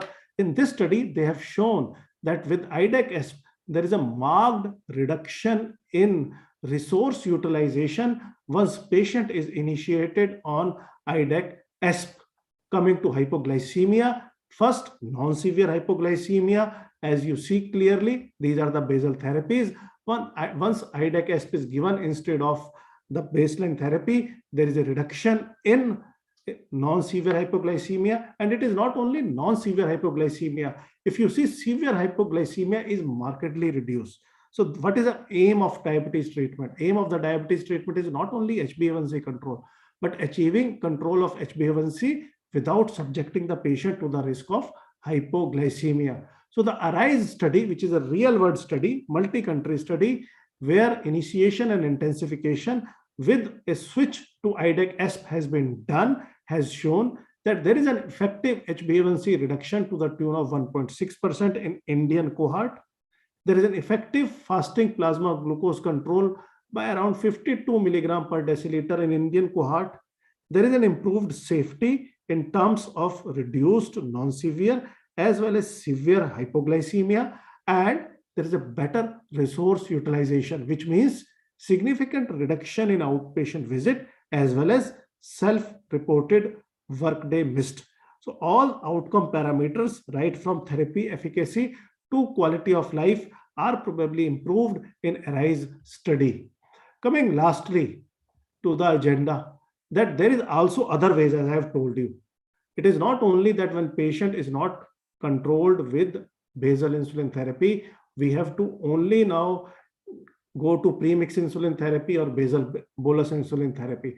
Now we are moving into an era where we can add GLP-1 RAs to insulin therapy, and I have discussed there is a combination of degludec with liraglutide and glargine with lixisenatide. The beauty of these combinations of basal insulin and GLP-1 RA, that by giving once a day administration, we are targeting both fasting plasma glucose and postprandial. At the same time, with use of GLP-1 RA, weight gain associated with insulin therapy is counterbalanced. So this is one of such study where effect of insulin glargine up titration versus insulin degludec and liraglutide is compared in patients of type 2 diabetes whose HbA1c is not in target. and this is dual 5 study. There is another study where IDEC-ESP is compared with basal bolus insulin therapy in dual 7 study. Now in dual 5 study, it has been observed that there is a significant reduction in HbA1c, and as you see, confirmed hypos as well as nocturnal hypos are reduced significantly with a weight loss of around 3.8 kg. At the same time, insulin dose is reduced by 38%. I am more interested in showing you the data of IDEC-LIRA compared with basal bolus insulin therapy. Now here, as you see again, clearly HbA1c is non-inferior, almost similar degree of glucose control. But if you see the advantages, 90% reduction in confirmed and nocturnal hypo. There is a weight loss of around 3.6 kgs, and insulin dosage is reduced by more than 50%. So friends, we are in an era where there are more than one ways to intensify insulin therapy. And on 14th of this month, we are going to have an oral GLP-1 RA. So probably those patients who are initiated on basal insulin therapy not coming under control, we are going to find out a new way to intensify, where now we are going to have a oral GLP-1 RA to be used along with basal insulin therapy to intensify treatment in our type 2 diabetic patients. To conclude, type 2 diabetes is progressive in nature. Timely insulin intensification and continuous follow-up is necessary so that patients should remain in target to avoid future micro and macrovascular complication. Indian reality of diabetes management actually demands simplicity, convenience, so that physicians can intensify and they should improve quality of life. Of all the options available, basal bolus might be a theoretical gold standard, but in real world, we need simple solutions. So insulin co-formulation, premix insulin therapy, or combinations of basal insulin with GLP-1 RA are actually now suited combinations for intensification of insulin therapy. Thank you very much. Thank you, sir. Thank you very much for an excellent talk. I think due to time constraint, I think we'll move on to the next. Manoj पहले से तैयार है. अभी one question at least. When Manoj is asking, there is no time constraint. No, we are running late and we appreciate it. No, please. I have started late. Right, fantastic. And you took us through the journey. My one question is, in your talk, you spoke about the worry of over basal insulinization. Now, in India, is really over basal insulinization the worry, or under basal utilization very often is the problem? Excellent, Manoj. Manoj, actually, it depends on where we are practicing. We see lots of patients, and I am honestly confessing, we see lots of patients who are on 40 units, 50 units, 60 units of basal insulin, and their glucose are not under control. So we have to actually change their entire insulin therapy, and patients actually within next 1 or 2 weeks started feeling wonderfully. On the other hand, you're absolutely right. Probably in primary care physician settings, those who are not well conversant with insulin therapy, their underutilization of even basal insulin therapy is a big challenge. So like obesity and malnutrition, same is true for insulin therapy. We have both the problems at hand. We have over basalization problem as well as underutilization also. Thank you. Wisdom at its best. Thank you. Rajesh, yes. Rajesh, as you said, I have a small comment, Manoj. Yes, sir. What Rajesh said is true. We have both. But more often than not, we start insulin late and escalate it even still later. People do not escalate it. So both the problems that exist in our country. So, I mean, the whole issue is to put the patient on insulin. The most convenient, we have brought on ourselves the guideline, the premix. If somebody wants to give basal, also it is all right. By hook or by crook, by basal or by premix, give insulin and bring down the blood glucose. It is going to benefit you. Thank you, sir. And I will just like to add before we end, and please do not stop only at initiating. What I have seen, patient comes, insulin to chalu ho gayi, Doctor Sahab, and they have not monitored. They are not monitoring. We have to escalate. We have to escalate. We have to intensify. Thank you very much. That's what it is. We start late, escalate never, or very late. Correct. Absolutely correct. Yes. Could Thank we you. get to the next Yeah. session, Purvi? Sure. So we are well into the time travel of insulin. And after those two very comprehensive, complete, and importantly practical talks given by two of our stalwarts and our teachers, Dr. Professor Ashok Das sir, as well as Dr. Rajesh Rajput sir, sharing their expertise and experience as they brought out nuances of not only insulin initiation, but also insulin intensification and partly optimization. May I welcome our next two very dynamic chairpersons for the next session, and to introduce our next guru, and my warm pranams to Professor Dr. V. Mohan sir. So may I invite Dr. Alpana Sawani, who is a physician, diabetologist, consulting at her own private center, as well as SL Raheja Hospital, and Dr. Jaydeep Revale, who's a physician diabetologist at Dr. Revale's Diabetes Nutrition Care and Research Center at Satara, a very dynamic and multifaceted person himself. Over to you. Thank you. Thank you, Purvi. And so far, the journey of insulin discovery has been very interesting. And now we have no more than Padma Shri Dr. V. Mohan, sir, to take this journey to the next level. And it's my pleasure and privilege to introduce my Probably Jaydeep, we can skip that since you're already behind time. Okay, Talking, so I will take just 10 seconds. Yeah. I will not take much time. That's fine. So it's my privilege and honor to introduce my teacher, my mentor, Padma Shri Dr. V. Mohan. As sir has requested, I will not go into the details. So, so over to you, sir. So everybody is eager to listen to you. So, thank you, sir. So let me first share my slides.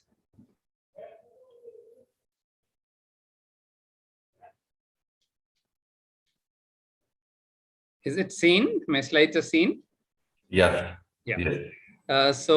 Thank you, Manoj. Thank you, Purvi, for this invitation. It's always nostalgic to talk about insulin, particularly on the exact date, as Ian pointed out, to the day when the first human being received insulin in the world. I think it's a very nostalgic event, and I want to congratulate the organizers for thinking of this and event and inviting me.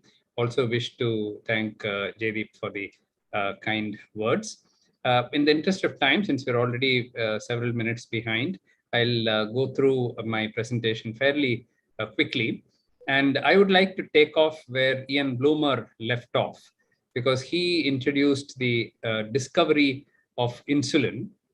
And as I very briefly mentioned when I was making a comment after his talk, until last year, actually, we did not know what happened in India. I don't know how these things get lost in India. But even my father, who had started, I'll talk about that, in the post-independence era, got into diabetes, knew very little actually about what had happened before. Several times I have sat with him and asked him, and he hardly knew anything. And I can't blame him, because in the pre-independence time, I don't think the British were actually encouraging Indian doctors to come and tell and so on. So it's kind of buried history, just like, everything is kind of buried under the, like in Mahabalipuram, when you go, you see one, a temple, but there are 6 more under the sea. So like that, the shore temple. So like that, I think is how history of diabetes in general and insulin in India gets buried. Since there's limited time, I'm not going to talk about the whole history of diabetes in India, but I'll just speak about the insulin. And since this is also a topic going into how we got to where we were with the insulins, I'll touch upon some parts of it in my own lifetime with insulin. Incidentally, this year I complete 50 years after I entered medicine and after I started my first research project on diabetes. So exactly 100th year of insulin coincides with 50 years of my entry into diabetes. This you have seen how the very slide actually were not planned when Ian Bloomer wrote to me this morning. I didn't know he's going to show you the same slide, but this is a dramatic recovery of insulin, which he described so well. And that's the first commercial insulin which was available. And look at the date. I want you to see the date there. It's 1923. So he talked about 1921, he talked about 1922. But then after the insulin was used in human beings, that's when George Cloves got into the picture from Eli Lilly. And it was he who persuaded them to hand over the commercial production to Lilly. And almost at the same year, 23, Novo and Nordisk had also started production in Denmark. And very soon, the whole world was producing it in England and in many other places. But this is Ileton, produced by Eli Lilly in 1923. So the question then came up, between 1920 to 23, when insulin was being discovered in Toronto, what is happening in India when Banting and Best were doing their experiments? Was there a single doctor in India who was working on diabetes? Turns out that a lot of work was actually being done on diabetes. And when did insulin come to India? None of these questions were known. I asked all the pundits. I wrote to everyone in India. I wrote to all the pharmaceutical companies. I wrote to Novo. I wrote to Sanofi. I wrote to Lilly. I wrote to everybody I can think of, all the physicians. Not one of them knew anything about this. So then I had to do my own research, and through that discovered something. And that led to this paper, which some of you are involved in. And I must thank my student, Bavadarani, who actually lives in Toronto. She's a postdoctoral fellow. And she's the one who actually arranged my trip to the Banting and Best Center. And Ian Bloomer actually didn't mention, actually threw up a dinner for me, where he had invited all the top scientists of Toronto for that dinner. Of course, Satyanath also helped me to get out a lot of data about the Calcutta story. Dr. Nalla Perumal is a historian. He didn't have any of this data, but he had so much of other history to share with me. And of course, Mangesh helped me in the rapid publication, and Ranjit and Anjana also helped me in writing this article. If any of you have not read this article, please read it, because I think what happened in India before independence, you must know. And because nobody knew it, I don't think even my father knew it. I don't think any of the seniors knew it. So I think you should read it, if nothing else, to pay homage to the great people who had treated diabetes in India before independence. So here are some dates. 1923 was when I told you that insulin was discovered by Eli Lilly. 23 was also a time when Novo started, and 23 was also the year when the Nobel Prize was awarded in October 23. But here is March 23 and the Indian Medical Gazette, which talks about insulin and diabetes in India. So it's already arrived in India. So you can see how fast at that time, almost 100 years ago, how quickly the British had brought the insulin into India.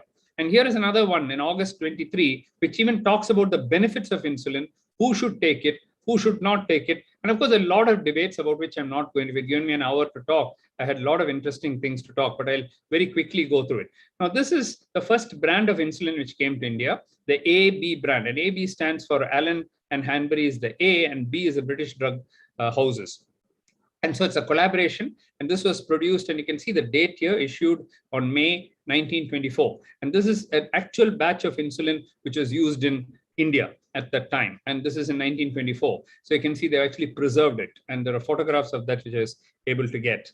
And so from license from the Medical Research Council in the UK, they produced it. Now, the first type 1 diabetic, probably type 1 diabetic, could have been type 2 because there's no other treatment at the time. There's no sulfonylurea, no metformin, nothing at that time. They were only giving juices and some Ayurvedic concoctions and so on at that time. So there is a first case of diabetic coma treated with insulin by Dr. Proctor.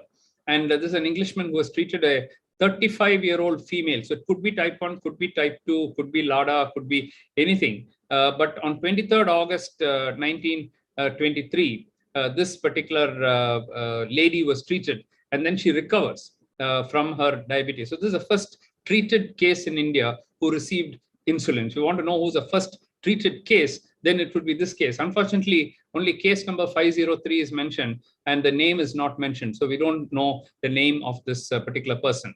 But then that's a time when this hero of mine, Dr. Jyoti Prakash Bose, entered the scene. My father had not even mentioned his name. He mentioned that there was a person in Calcutta. I don't think he even knew of Dr. Bose. Neither did Dr. Bose know my father, although Bose died only in 1968, by which time my father was very active. And in 1966, the World Congress of Diabetes took part in Bombay. I don't think Dr. J.P. Bose took part, but my father took part.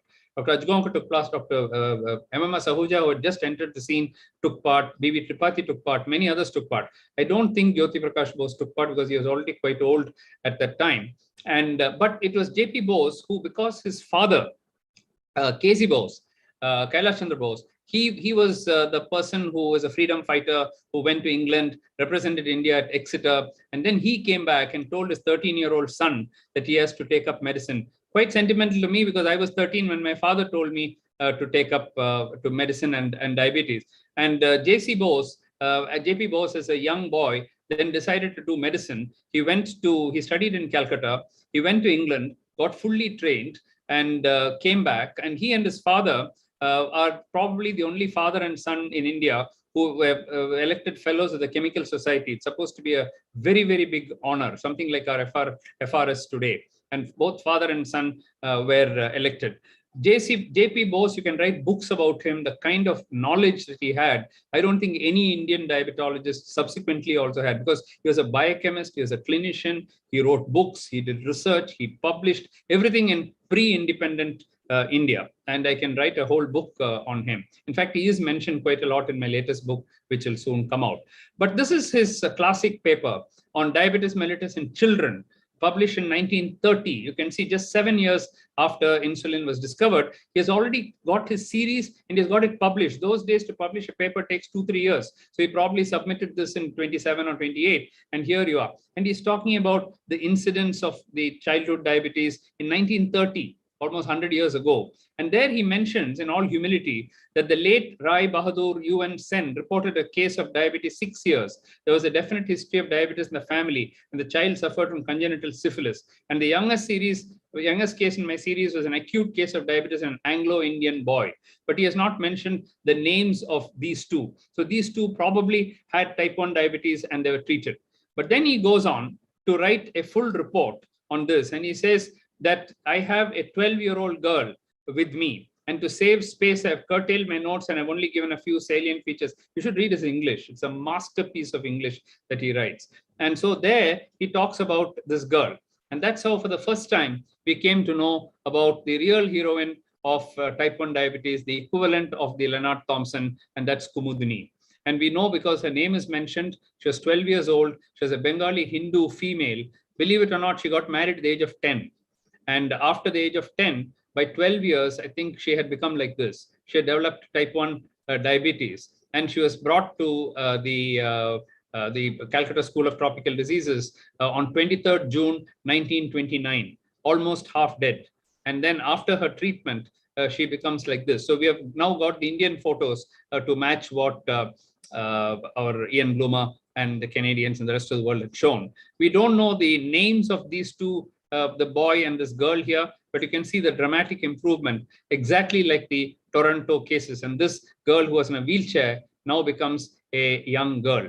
I'm trying to trace these people, but we don't even know their names. And so it's very, very difficult to trace. But I must say that I have traced J.P. Bose's granddaughter, both the granddaughters, and I've had chats with them. And they still remember their grandfather, how he used to wear a rose on his suit when he went, and every day the rose will come from the market, and he used to wear it. And he was brilliant. He was simply brilliant. He was excellent clinician, researcher, and so on. And I've got many stories about J.P. Bose. But all that actually changed in 1947. And in 1947, my father, who was meant to be a GP to the Maharaja of Chettinad, that was his first job that he got. While accompanying the Maharaja to Chettinad, the Maharaja died, and so he had no job. So he came back, and that's how the first diabetic clinic was started at the Stanley Medical College and Hospital in 1948, officially recognized as the first diabetic clinic in India. But there was a clinic earlier in 1920s itself in Calcutta. And unfortunately, I think that closed down in that particular form. And then that my father had told me there was a clinic which closed down. He told me that's the only thing he knew about the Calcutta clinic. But then this later got upgraded into a clinic, into to a department, and now it is a full-fledged institute for diabetology. For those of you who have not visited, you should visit this historic place. It's as important as going to Toronto and seeing Banting and Best to see where it all started in India, in Chennai. Now, when I joined him in 1971, these were the insulins which were available in India. We had plain insulin, we had lente insulin, PZI insulin, NPH insulins. These insulins were made in Maharashtra and by Boots and from the license given from England, but they were manufactured in India. They're mostly from bovine sources. Later, porcine insulin also came. But they were called as dirty insulins because they resulted in allergy, lipoatrophy, lipohypertrophy, insulin resistance, and antibody formation. These are early papers where in the 1970s and 80s, we were doing work on insulin antibodies and showing that if you take these insulins, you develop antibodies. Then came the purified insulins, particularly the monocomponent insulin from Novo, which led to much less decrease in allergy and lipoatrophy. But even with animal insulins, there were problems because the Muslims would not take pork insulin, Hindus didn't like to take beef insulin, and still the allergies and the lipoatrophy and so on continued. When we even reported a case of allergy to monocomponent insulin. We even reported a case of allergy to human insulin after it first came. Of course, most of those papers were then published in Indian journals. We didn't know how to write for foreign journals. These are all still when I was a student. MBBS and MD student. But you can see how we did the allergy testing and how we proved it. Then we also showed that after giving this monocomponent insulins, the insulin antibody levels came down. You can see 24,000 units, micro units per ml coming down to 48 and 15,000 coming down to 1,000 and so on, 9,000 coming to 700. So you can see dramatic reduction in the antibody levels once you switch from these animal insulins to the purified insulins. Then came a shocker, and this shocker came in 1975. I was just completing my fourth year at the time when I read this report, and what they showed was what will be the production of porcine insulin. This is what I'm showing here. If you keep extrapolating it, how many pigs can you slaughter to get insulin? And then what will be the world's requirement of insulin? And when they drew the graph, they drew a point here at 1992, and they said the world is going to end for all type 1 diabetics and all those needing insulin because the world cannot supply insulin anymore, because that's all you can get. That's all pigs and that's all cows you can get. So you cannot, the people are going to die in 1992. That was the prediction. But then necessity is a mother of invention. And in 1981, to cut a long story short, human insulin was produced without any animals, and using the recombinant DNA technology, which is shown here. So using E. coli bacteria, one group of bacteria produced the A chain, the other group produced the B chain, and then they were combined by air oxidation to produce the first genetically engineered human insulin. Very quickly, Novo started converting their porcine insulin, semi-synthetic insulin, into human insulin. It was a painful process, very costly. Then they started using yeast and produced their own variety of human insulin. And of course, then human insulin really came.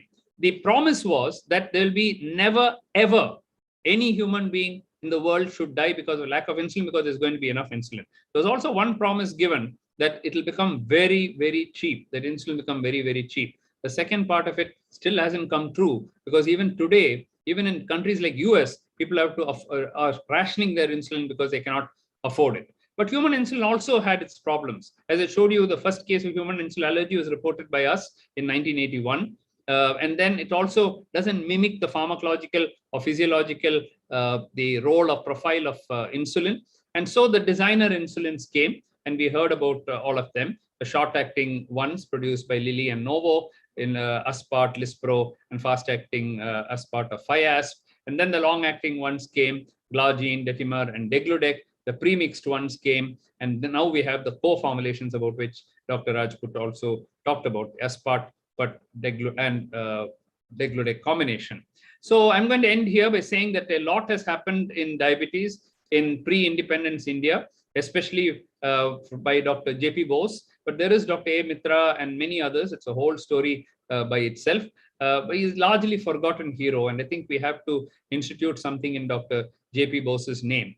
And then we had the crude AB insulins of 1924, but we have come a long, long way since then. And today we have pens and we have pumps and we have all kinds of ways to deliver insulin. And therefore, my plea in 2022 would be that we should aim for a complications-free India.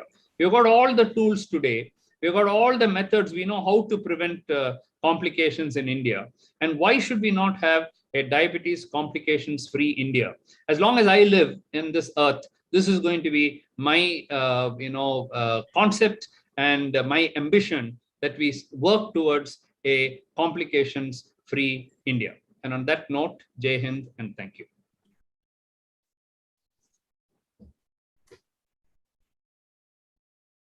Thank you so much, sir, for that extremely lucid talk. And it was amazing to listen to the history and the story of Kumudini. We've truly come a long way from 1923 to today, where we are using not dog insulin, not bovine, not porcine, but we are using designer insulins. Thank you so much for this talk. Thank you. Thank you. Thank you, sir. I think it was brilliant, nostalgic. You'll be happy to know that in the recent annual Congress of RSSDA, and prior to that, where we did the Kaun Banega Diabetes Ka Big Boss quiz, we actually in the virtual round did have Dr. J.P. Bose's image as well as Kumudini's for those who put in the contest. I remember that, Manoj. That's the only way to popularize it. Yeah. Manoj, I want to have only one question. Can I ask? It's very important for our country. Manoj, can I ask? Yes, sir. I mean, Jaideep and I just want to ask Mohan. I am convinced, but it is the impression, then absolutely foolproof research, that insulin started in time gives a longer life. When you have done longevity studies, do you find that those who are on insulin from the very beginning? When you remember that when you presented the paper for the first time, along with Martin Harris, I was there with you. This, Mohan, are you there? Yeah, I'm there. I'm here. Mohan? I'm waiting for you to finish. Left, Yeah. I think. Go ahead. Can you say from your diabetes longevity studies and 100 years beyond diabetes, with diabetes, type 2 diabetes studies, do you find that people who take insulin in time and continue it live longer than the others? I'll answer that in two ways. First of all, the UK PDS was designed for that. So for 20 years, they gave only insulin to one group and tablets followed by insulin when it failed to the others. And what UK PDS concluded, but it's a HbA1c which mattered and not what you gave. Because in type 2 diabetes, we have insulin resistance. And so just giving insulin to somebody with type 2 diabetes, that is why Basal actually argues in 1929 or something, he argues and says there is no place for treating diabetes in India with insulin. And, J.P. Bose hammers it at him and says, don't talk nonsense. You don't know about diabetes, so don't talk. So there is a place for insulin. And at that place, if we give it without delaying it too much, it is good. When we looked at our survivors with type 2 diabetes who lived up to 9,500, many have never taken insulin. And they've been on sulfonylureas and penformin, metformin all their life. And they've survived for 40, 50, 60 years. So it's not insulin alone, to be fair. But if you don't control the diabetes, then you end up in all the complications. And the other point is about type 1 diabetes. We always say that if type 1 diabetes treated with 4 times insulin per day, they will live long. And I used to teach all my students, I'm sure Jaideep would have listened to this when he was there, saying that if you treat a type 1 diabetic with 1 or 2 times insulin, you'll produce a good human model of diabetic kidney disease or nephropathy in 10 to 15 years' time. Believe it or not, all the survivors who have survived for 60, 70 years took only 1 injection or 2 injections for the first 15 years.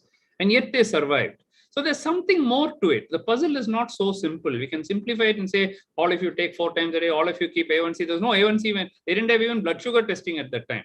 And they all survived. So there are some genetic factors, some biochemical factors which are different in these survivors. They're lucky to be born with the right genes. So that is there. Not that they didn't look after themselves, but beyond that, there is something. A lot of people who looked after themselves who ended up in horrible complications.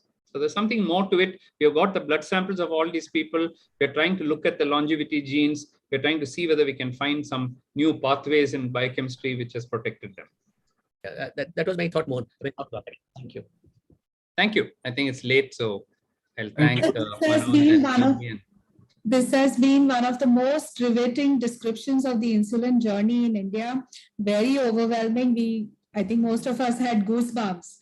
But sir, this is like the true culmination of your persistence, your passion, your purpose, and obviously the habit of delivering things with perfection. So thank you very much.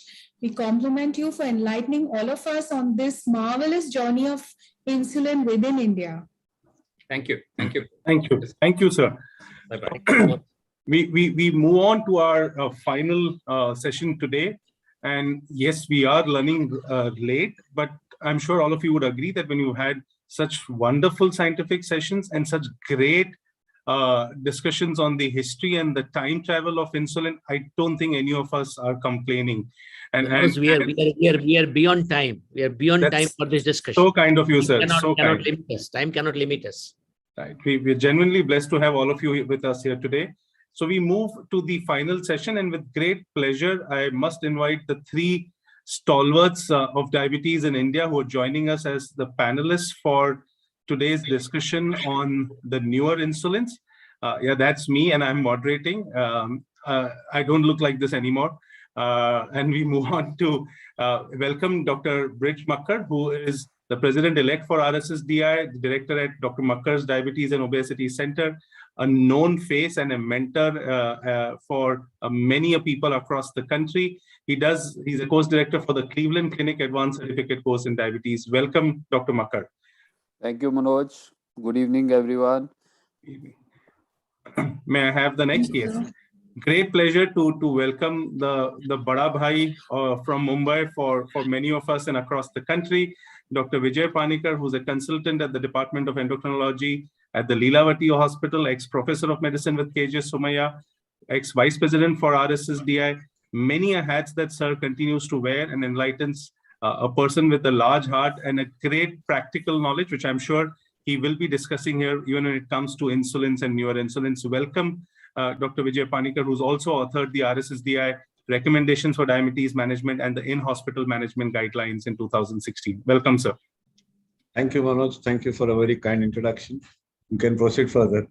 Yes, and Dr. S.R. Arvind, who is in Bangalore and has a great style to the way he's going to be doing this discussion.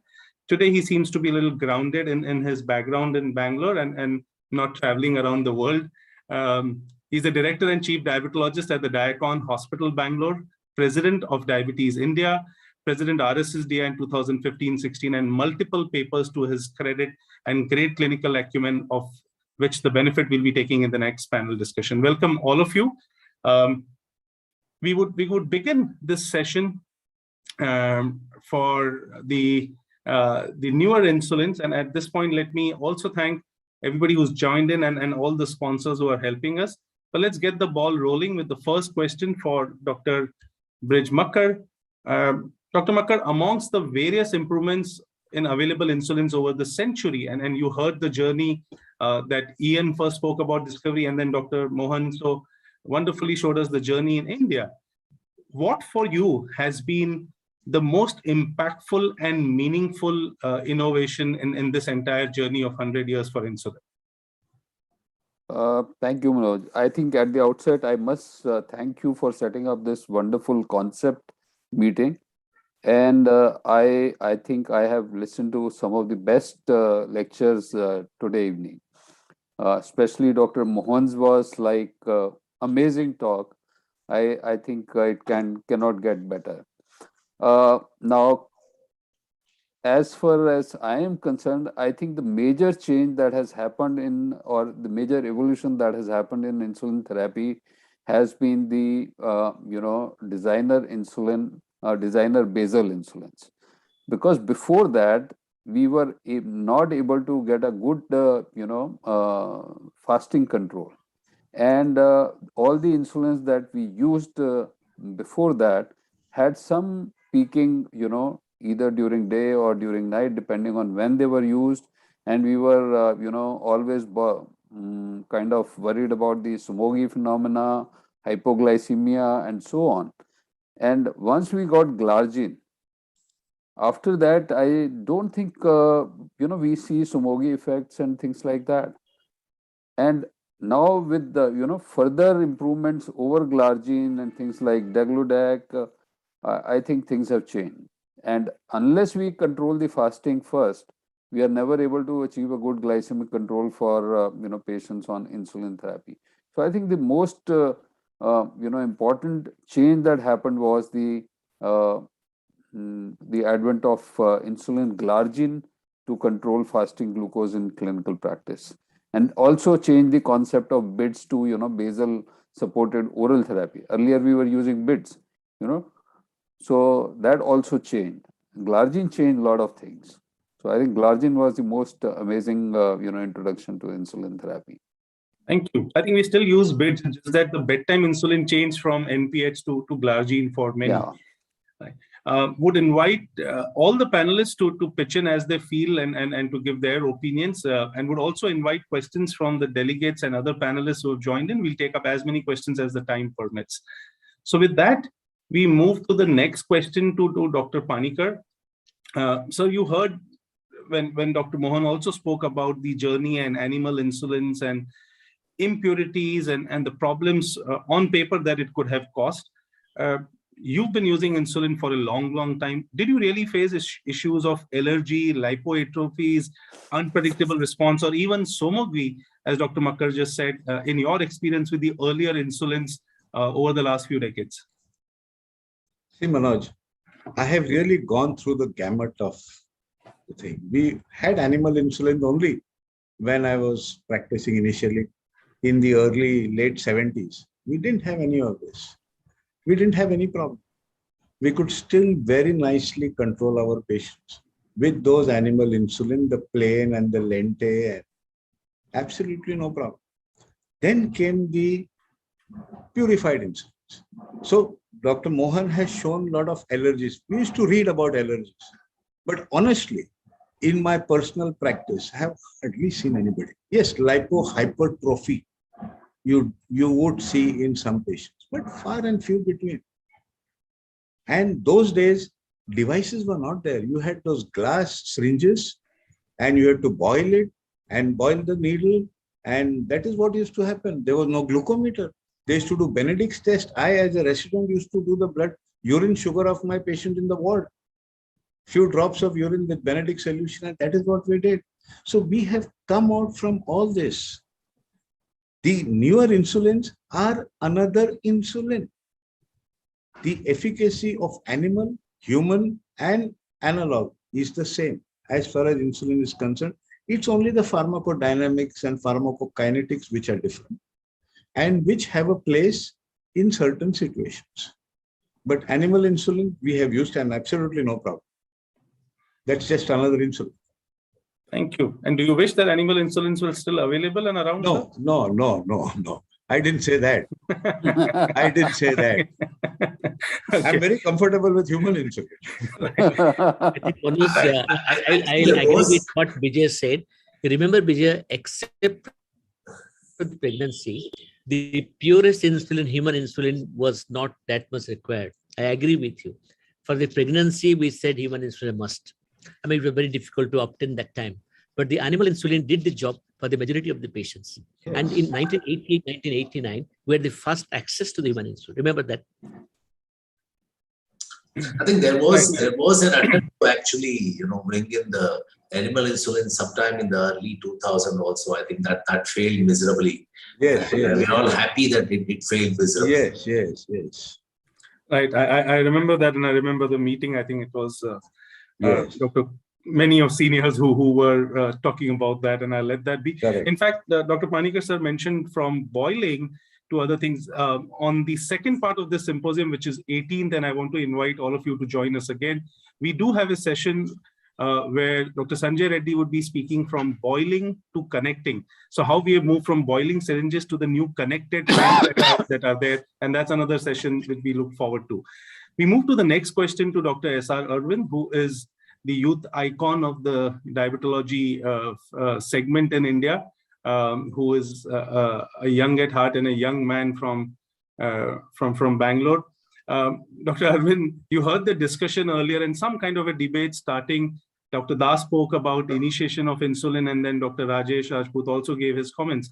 what, according to you, I mean, what insulin do you really prefer to initiate with? And what has really changed in your journey of use of insulin over the last few decades? Thanks, Manoj. Thanks for inviting me, and thanks for keeping the 3 brilliant youngsters and good-looking youngsters in the last talk and the last this one. And also a day when the last half an hour of the cricket match was missed because of this particular discussion. That's okay. I mean, jokes apart, I think the best thing that happened was the glargine. Bridge actually mentioned about it, and people had a lot of fear about hypoglycemia, dosage adjustments, and things like that. So I think with the advent of glargine, it kind of changed the scene. Even general practitioners realized that it's easy to actually initiate insulin, titrate insulin. And then later on, it also became easier to control fasting with glargine, and also to actually intensify with the dosage adjustment that was taught. Having said that, well, there are many places where glargine was not available, so we have to accept the fact that 70% of India is still in the rural this one, and glargine was not available. It was expensive when it was introduced. A 30-70 combination still continued to be the main focus for the majority of the physicians because they were already used to it. So they continue to use 30-70 in many of the situations, but most of the specialists actually moved from 30-70 to glargine. So glargine actually was the changer as far as initiation of insulin was concerned. And I'm very comfortable starting glargine. And there are instances where the sugars can be very high, where we still start at 30-70 twice a day, or maybe even 3 times a day in certain conditions. Thank you. I'm not sure that anyone disagrees largely with that aspect, and thank you for that frank answer. Gets me to the next question to Dr. Makkar, and let me just say that during our residency days, and I'm sure many others, to try and kind of bully over the newer residents or newer housemen at that time and to trouble them, one of the questions we would always ask was, when you're going to be using the mixing of 2 insulin vials in a syringe, the split mix regimen, really show us, what are you going to take first, in which one are you going to put the air first, and show us the right way, which one are you going to, extract first. And it used to always lead to some confusion. So the question to you, Dr. Makkar, is this journey from, split mix to premix insulins to now co-formulations. What does it really mean for you? And then your take on this move.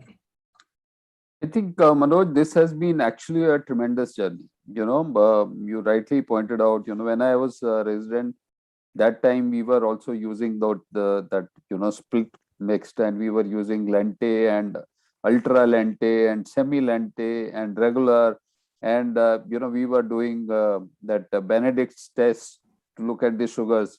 In Delhi, the practice was that morning, once you go to the ward, all diabetes patients, you must check urine sugar, and that was the lab was within the ward, so you are supposed to do it. And glucose testing blood sugar was like you have to send the sample to the lab. So this was a really difficult thing, and those times we were using that mixing of insulin. But now things have become so convenient. First we got the pre-mixed insulins with 30-70, and then we got different ratios to customize to the patients with who had higher postprandial. You had the option of switching to 50-50, and then you came to premix analogs, which all solved the problem of that keeping a gap of about 30 minutes before meal. So it gave more flexibility that people can take insulin just before meal or even after the meal. And with the newer ones like co-formulations, the things are even better, that you give one shot. If you are person is having one large meal, you can give the one shot before that meal, gives you a basal dose and covers the postprandial spike also. And I don't know what has been everybody's experience during the last COVID peak. Every single day we had patients who had sudden shoot up of glucose levels because of the steroid therapy, and now you can't put them on basal bolus and wait for next 4 days to get the things right. So we use quite a bit of 50-50 premix analogs thrice daily right from day one, targeting both fasting and postprandial, and we were able to do it faster. So now you have actually a full basket of insulins, and you can use, insulin which is right for your patient.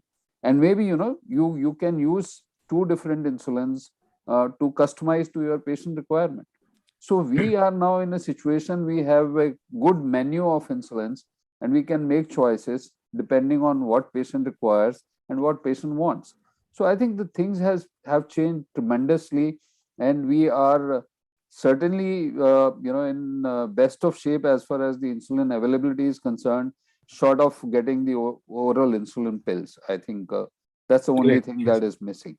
Sure. Thank you. Thank you. So Dr. Das mentioned about use of human insulin preference in pregnancy.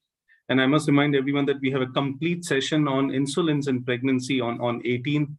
Do join us for that. Dr. Makkar mentioned about insulin usage during COVID times. We have a specific talk on that by Samit on 18. So do join us. Dr. Makkar, you mentioned about the different ratios. There were actually, if I remember right, there was a 40-60 also available in India. I think that was time by there was Lilly. 10-50 also. 10-50, 40-60, 30-70, all ratios became available. But the most commonly used were only 30-70 and 50-50. 50-50 That's later, why right. insulin, those actually Lilly never got those stocks utilized. They expired in their godowns. Right. So I think after that they discontinued that. They did. Dr. Panikar, sir. So we're hearing about these different aspects on insulin. If I have to ask you, what is your ideal insulin preparation? What is lacking? If you had to wish for a better insulin for today, what would you really want? What I would want ideally, I'm a very let's have something which will generate insulin in the patient itself. Depending on the sugar requirements. Yes. But we have something known as the smart insulin, which is in the pipeline, where you inject and it senses the blood glucose and accordingly releases insulin. But these are all in the future. Today, what I would look at, and what Dr. Mohan very nicely said, when the human insulins came, with recombinant DNA technology, it was that you will have an unlimited supply of insulin available in the world at a cheaper rate. But unfortunately, that word cheaper rate went away, and it has become extremely costly. So these designer insulins are beyond the pocket of most of our patients. This is the honest truth. And across the world, even in the US, they are shifting to human insulin because of the cost factor. So good devices are there. Get the cost of insulin as low as possible. And I think that would be what I would want for my patients. Sir, I'll take this opportunity to put the next question also to you, which is, when you look at all these advances in different insulins, is it the newer so-called safer insulins that have made a larger impact, or the delivery devices which evolved? You think that's been a larger impact on insulinization? See, the newer insulin, you have the fast-acting insulin. So you don't have to give it 15 minutes or half an hour before the meal. You can give it immediately. So that convenience comes in. You have a basal insulin, which is flat. So chance of hypoglycemia or nocturnal hypoglycemia become less.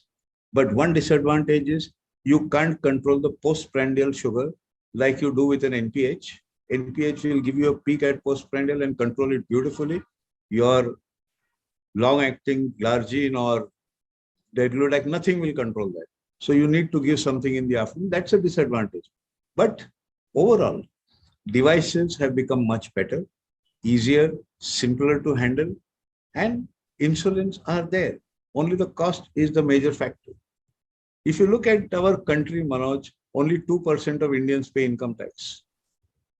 And of those 2%, only 10% are earning more than, say, 50,000 a month. And if you have the designer insulin and you have a GLP-1 and it's going to cost him 10 or 15,000 bucks a month, what percentage of our population can afford it? This is ground reality.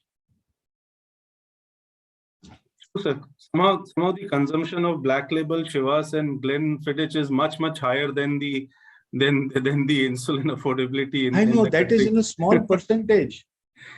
The That is again Glenfiddich and small black label percentage. wallahs can Right. afford. But sir, on that note, I would just like to add that with the advent of biosimilars and now improving availability of biosimilars and their standardization and all kind of data that we have seen recently, Biocon's biosimilar became interchangeable also by FDA. It got interchangeability status. So We all do have a these talk are on that as well yeah, on 18th. so Yes. these things are going to help a great deal in bringing course. down the cost also Correct. and better availability. Now you see, this even US pharmacies, they have opted for taking this insulin. But unfortunately, the cost hasn't come down. So we all believe that with It's about bios it should, but 20%. that's It's 20% lower, 20, I think 25% lower. correct. So I think Makkar is very right. I think the cost has come down, but not very substantially. If you go for a vial of probably this Glargine, which is biosimilar, probably it's cheaper by about 30 to 40%. But Yes. in a pen device, it's still about 20% less. And the prices are fixed by Government of India. So I think it's very difficult to talk about it. But I think you must take the point of Dr. Vijay Panikar. Still, it's an expensive thing because it's not just diabetes, it's not just insulin, it's not just OHAs. The patient is also taking antihypertensive, drugs for lipids, and so many other things. And the average cost is actually coming to anywhere between 38 to 45,000 rupees annually for their checkup and drugs and other medications. And this is patients who come and see we guys, and it's not even expensive places. So if they go to more expensive places, it's going to be much higher. So we have to keep the cost in mind. I think that's a point that Vijay Panikar was trying to enforce, and we have to accept that as an important thing in India. No, I think cost has to be kept in consideration in all patients. Yeah. If you look at the last data, 2020 statistics, the average per capita income is about 1,30,000 rupees per capita household income. And the average cost of diabetes care state-wise varies between 7,000 rupees to 12 or 14,000 rupees. And this is when you are using generics and all that stuff. So even at that rate, almost 10% of the household income goes for diabetes care, which is a huge expense with using the cheapest of the options. I see the president-elect of RSSDI, the vice president of RSSDI, the president of Diabetes India, all discussing this, which means we are looking at a white paper in the near future telling the government of India to bring down the cost of insulins for sure. Which lets me get to the next question to Dr. Arvind. We spoke about premixes, and we do have a session again on 18th on is India still a premix country? A lot of physicians here do have a preference for the high mix, the mix 50s, because of the high glycemic index food. What is your thought on that? How relevant should the choice be more for the high mixes over the low mixes in India? I think the initiation is very clear, it's with Glargine, but then later on, if you have to use it twice a day, I think 30-70 definitely seems to be doing better. And, geographically, India changes every 100 kilometers, the way in which you eat, your language, your habits, it changes so much. There are families where they have a huge breakfast and there are families where they have huge lunch and dinner. I think you need to just choose your patients. I think 30-70 at this point of time, I think is ideal for a normal person. But if you want a very tight glycemic control, especially post-breakfast, post-dinner, etc., and in pregnancy, I think a 50-50 combination would be a right one there. So I use my 50-50 in some type 1s and most of the pregnant ladies who have diabetes. But 30-70 generally, I think is a much preferred one because your hypoglycemia is less. Even if you delay lunch, the chances of hypoglycemia comes down with the 30-70. Thank you. There's been some papers on... Yes, sir. Please May go I ahead. add? I think I fully agree with Dr. Arvind, but there are certain circumstances where people have a heavy breakfast and go for work, and then they have just a snack in the office, and they come in the evening. In such cases, 50-50 would be the ideal. So I think you have to choose your patients. Exactly. You have to choose your patients. Correct. Very right. Yes, absolutely. I think the house here largely is on the low mixes, but specific place for high mixes. I tend to use a lot of that, especially for patients who are waiting for surgery, where you're using it short term for cataracts and other ones. Essentially helps in getting the control faster. But as you said, it's all individualization. It gets me to the next question to Dr. Makkar. In the recent years, sir, we've had availability of concentrated insulins. So, there are two types of concentrated ones. One we've seen where it becomes, 300 and above, which is changing the pharmacokinetic properties. But then you had the other ones, the U200 ones available for short acting and others. Do you see a place again in India for the concentrated insulins available? See, I don't know. I can share my own experience. In India, I don't, in my, patient, the pool that I have, I don't see many patients requiring insulin more than 40 to 50 units on daily basis. Very few patients require, more than that. And of course, something like U200 offers the advantage of reducing the volume of the injectable in, injection size, smaller volume going and lesser pain. But with the U100 also, U40 was a big challenge. Now with U100, the volume came down by almost 60%. After that, if you're using something like 20-24 units morning and evening, usually it has not been a big challenge.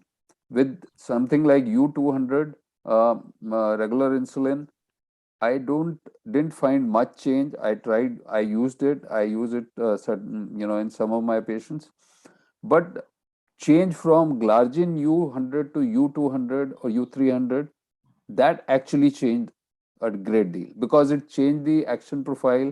It gave a flatter action profile. It changed the duration of action so that, tailing effect of the Glargine that was seen is much less. It is practically over. So the fluctuations in the basal level of glucose that you were seeing earlier in some of the patients are kind of gone. And of course, the pen has more dosage now, so it can last longer. So that has been important change. But U200, somehow my experience is very limited. I would like to have Dr. Panikar and Dr. Arvind also give their opinion on this. Sure.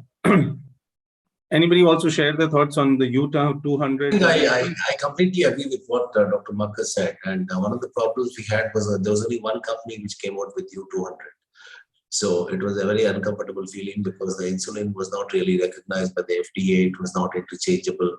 So biosimilarity changed from batch to batch. And PKD, PD was also not different. Yeah, that's right. So I think batch to batch, there was a lot of variation with that particular insulin. So I don't want to go into the details of that.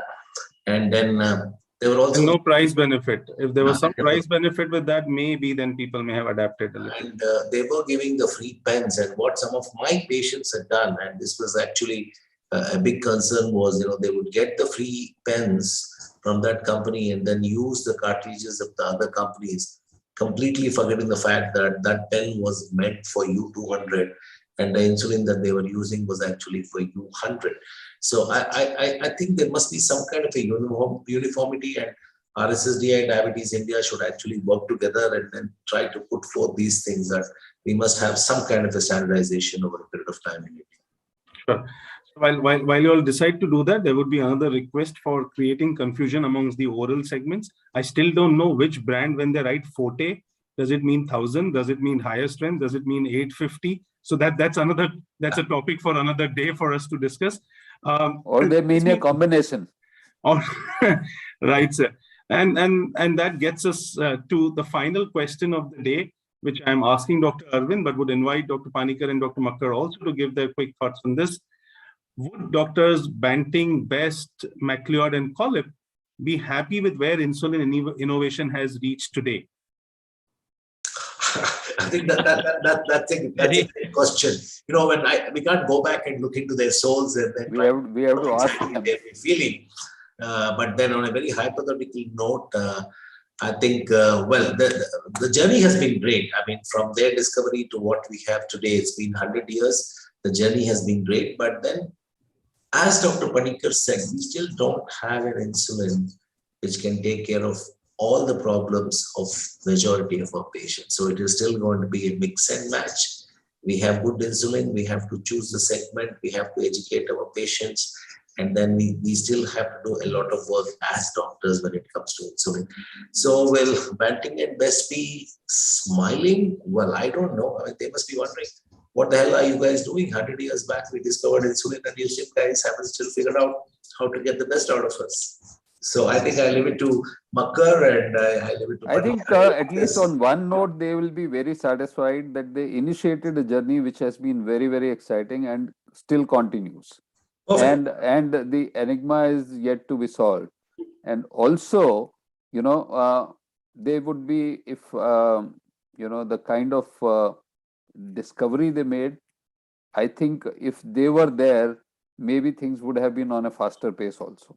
Manoj, I can tell you one thing, you know, whether they are saying something or not, you know, I every day thank them. Because of them, I have a life today as a doctor. Of course. So it tells us that don't undermine the medical capabilities of orthopedic surgeons or surgeons in general. You don't know, they can come out with miracles like insulin. Yeah. Thank you. I think it's been wonderful. I have enjoyed this entire session this evening. I just want to have one question to ask. Has any one of you used small doses in the COVID times to tackle the severe hyperglycemia along with the steroids? So I've been using it. I've been using very small doses of 4 to 6 units. Basically, just to counteract the action of the steroids. I use it pre-lunch. And this is in newly detected diabetics during their hospitalization. A very small dose, 6 to 8 units, add an OHA, and then once they're out of the hospitals, they're absolutely fine. But we still don't have data and then to prove that, okay, I mean, that's the best. And I think Manoj said he will discuss it on the 18th. Sir, I think we all experimented with all kinds of insulins and regimes during this period. You know, everything was so kind of such crisis that whatever came to one's mind that this could be the appropriate approach, one tried, and every 2 days maybe we changed approach also, you know. Yeah. So things were in a very different mode. Yes, sir. Panikar, sir. During the second phase of COVID, the rampant use of steroids, high dose methylprednisolone, and a patient would have sugars 500, 600, nothing would. In those patients, we all have used IV insulin protocol. Absolutely. Controlled it perfectly, got the dose requirement, and then gave a split dose. Sir, we had patients who were at home, not getting bed, not getting oxygen, sugar levels in 500 and 600. That is a different situation. Nobody to take care of them.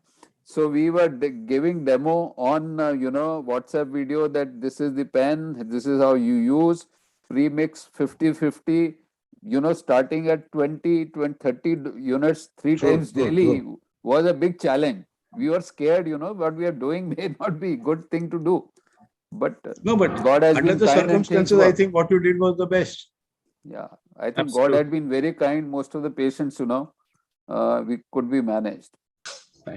Brilliant. Again, don't have enough words to thank all of you who joined in and shared your experience, your expertise. Big hand for the panelists. Wonderful. Absolutely, sir. All the three, Arvind, Breach, and Vijay. Done excellent. Thank you, sir. And we must thank Manoj for this, great Manoj idea of Manoj and Purvi, of course. Don't forget. When we say Manoj, actually, force behind Manoj is Purvi only. Absolutely. It's everybody here who has joined in, who supported this. We are fortunate that we could manage to, get all of you to do this in the last 3 days that we thought of 11 January and its importance. And I think this will remain historic and in our minds. Would request all of you to join back again on the 18th. May I request the backend team to show our sponsors banner also before we move to the yes, so I think these were our sponsors who helped us and continue to help us for the next session. And let me finally hand it over to my colleague, Dr. Mikhil Kotari. Can we have Mikhil's CV also? Right, Mikhil I also request everyone to switch on the videos so we can see the lovely faces. Yes, and Mikhil is a consultant diabetologist here at Mumbai, and we must applaud the efforts both Dr. Mikhil and Firdaus are putting in as even COVID warriors over the last 1.5, 2 years, continue to do that. Besides their work in diabetes, they still continue to work in the COVID segment. So thank you, both of you, for being here. Over to you, Mikhil. Thank you, sir. Thank you so much. Good evening, everyone. It is such an honor for me to get the opportunity to thank all your dignitaries. On behalf of the Mumbai Diabetes Care Foundation, I would like to express my gratitude to all the esteemed speakers, Dr. V. Mohan sir, Dr. Ian Bloomer, Dr. A.K. Das sir, Dr. Rajesh Rajput sir, Dr. Manoj Chawla sir, Dr. Brij Makkar sir, Dr. Vijay Panikar sir, Dr. S.R. Advin sir. Also, the chairpersons and everyone involved in the success of this program. Dr. Purvi Chawla, Dr. Lutika Purohit, Dr. Sonali Bhujani, Dr. Kiran Shah, Dr. Reshma Suvani, Dr. Alpana Suvani, Dr. Jaideep Rewale. I would like to express my gratitude to all the esteemed delegates of the webinar for their presence and contribution to making this webinar a great success. Lastly, but not the least, the sponsors, Sanofi, Novo Nordisk, Biocon, Cipla, BD, and the organizers, IJCP and RX Events. Thank you, everyone, once again, for making it a great success. We look forward to seeing you next week. Thank you. Thank you, Mikhil. Thank See you you, all on everyone, and good night. and have a wonderful evening. Thank you, Purvi. Nice seeing all of you. Dr. Makkar, Arvind, and Dr. Pleasure meeting you, sir, again. Thank you. Always. Thank you very much. Good night, everybody. Thank you. Good night. Good night. Good night, everyone. Jaideep, bye. Thank you. Bye, Jaideep. Bye-bye. Bye, sir. Bye, Nikhil. Thank you. Bye. Bye, ma'am. Bye.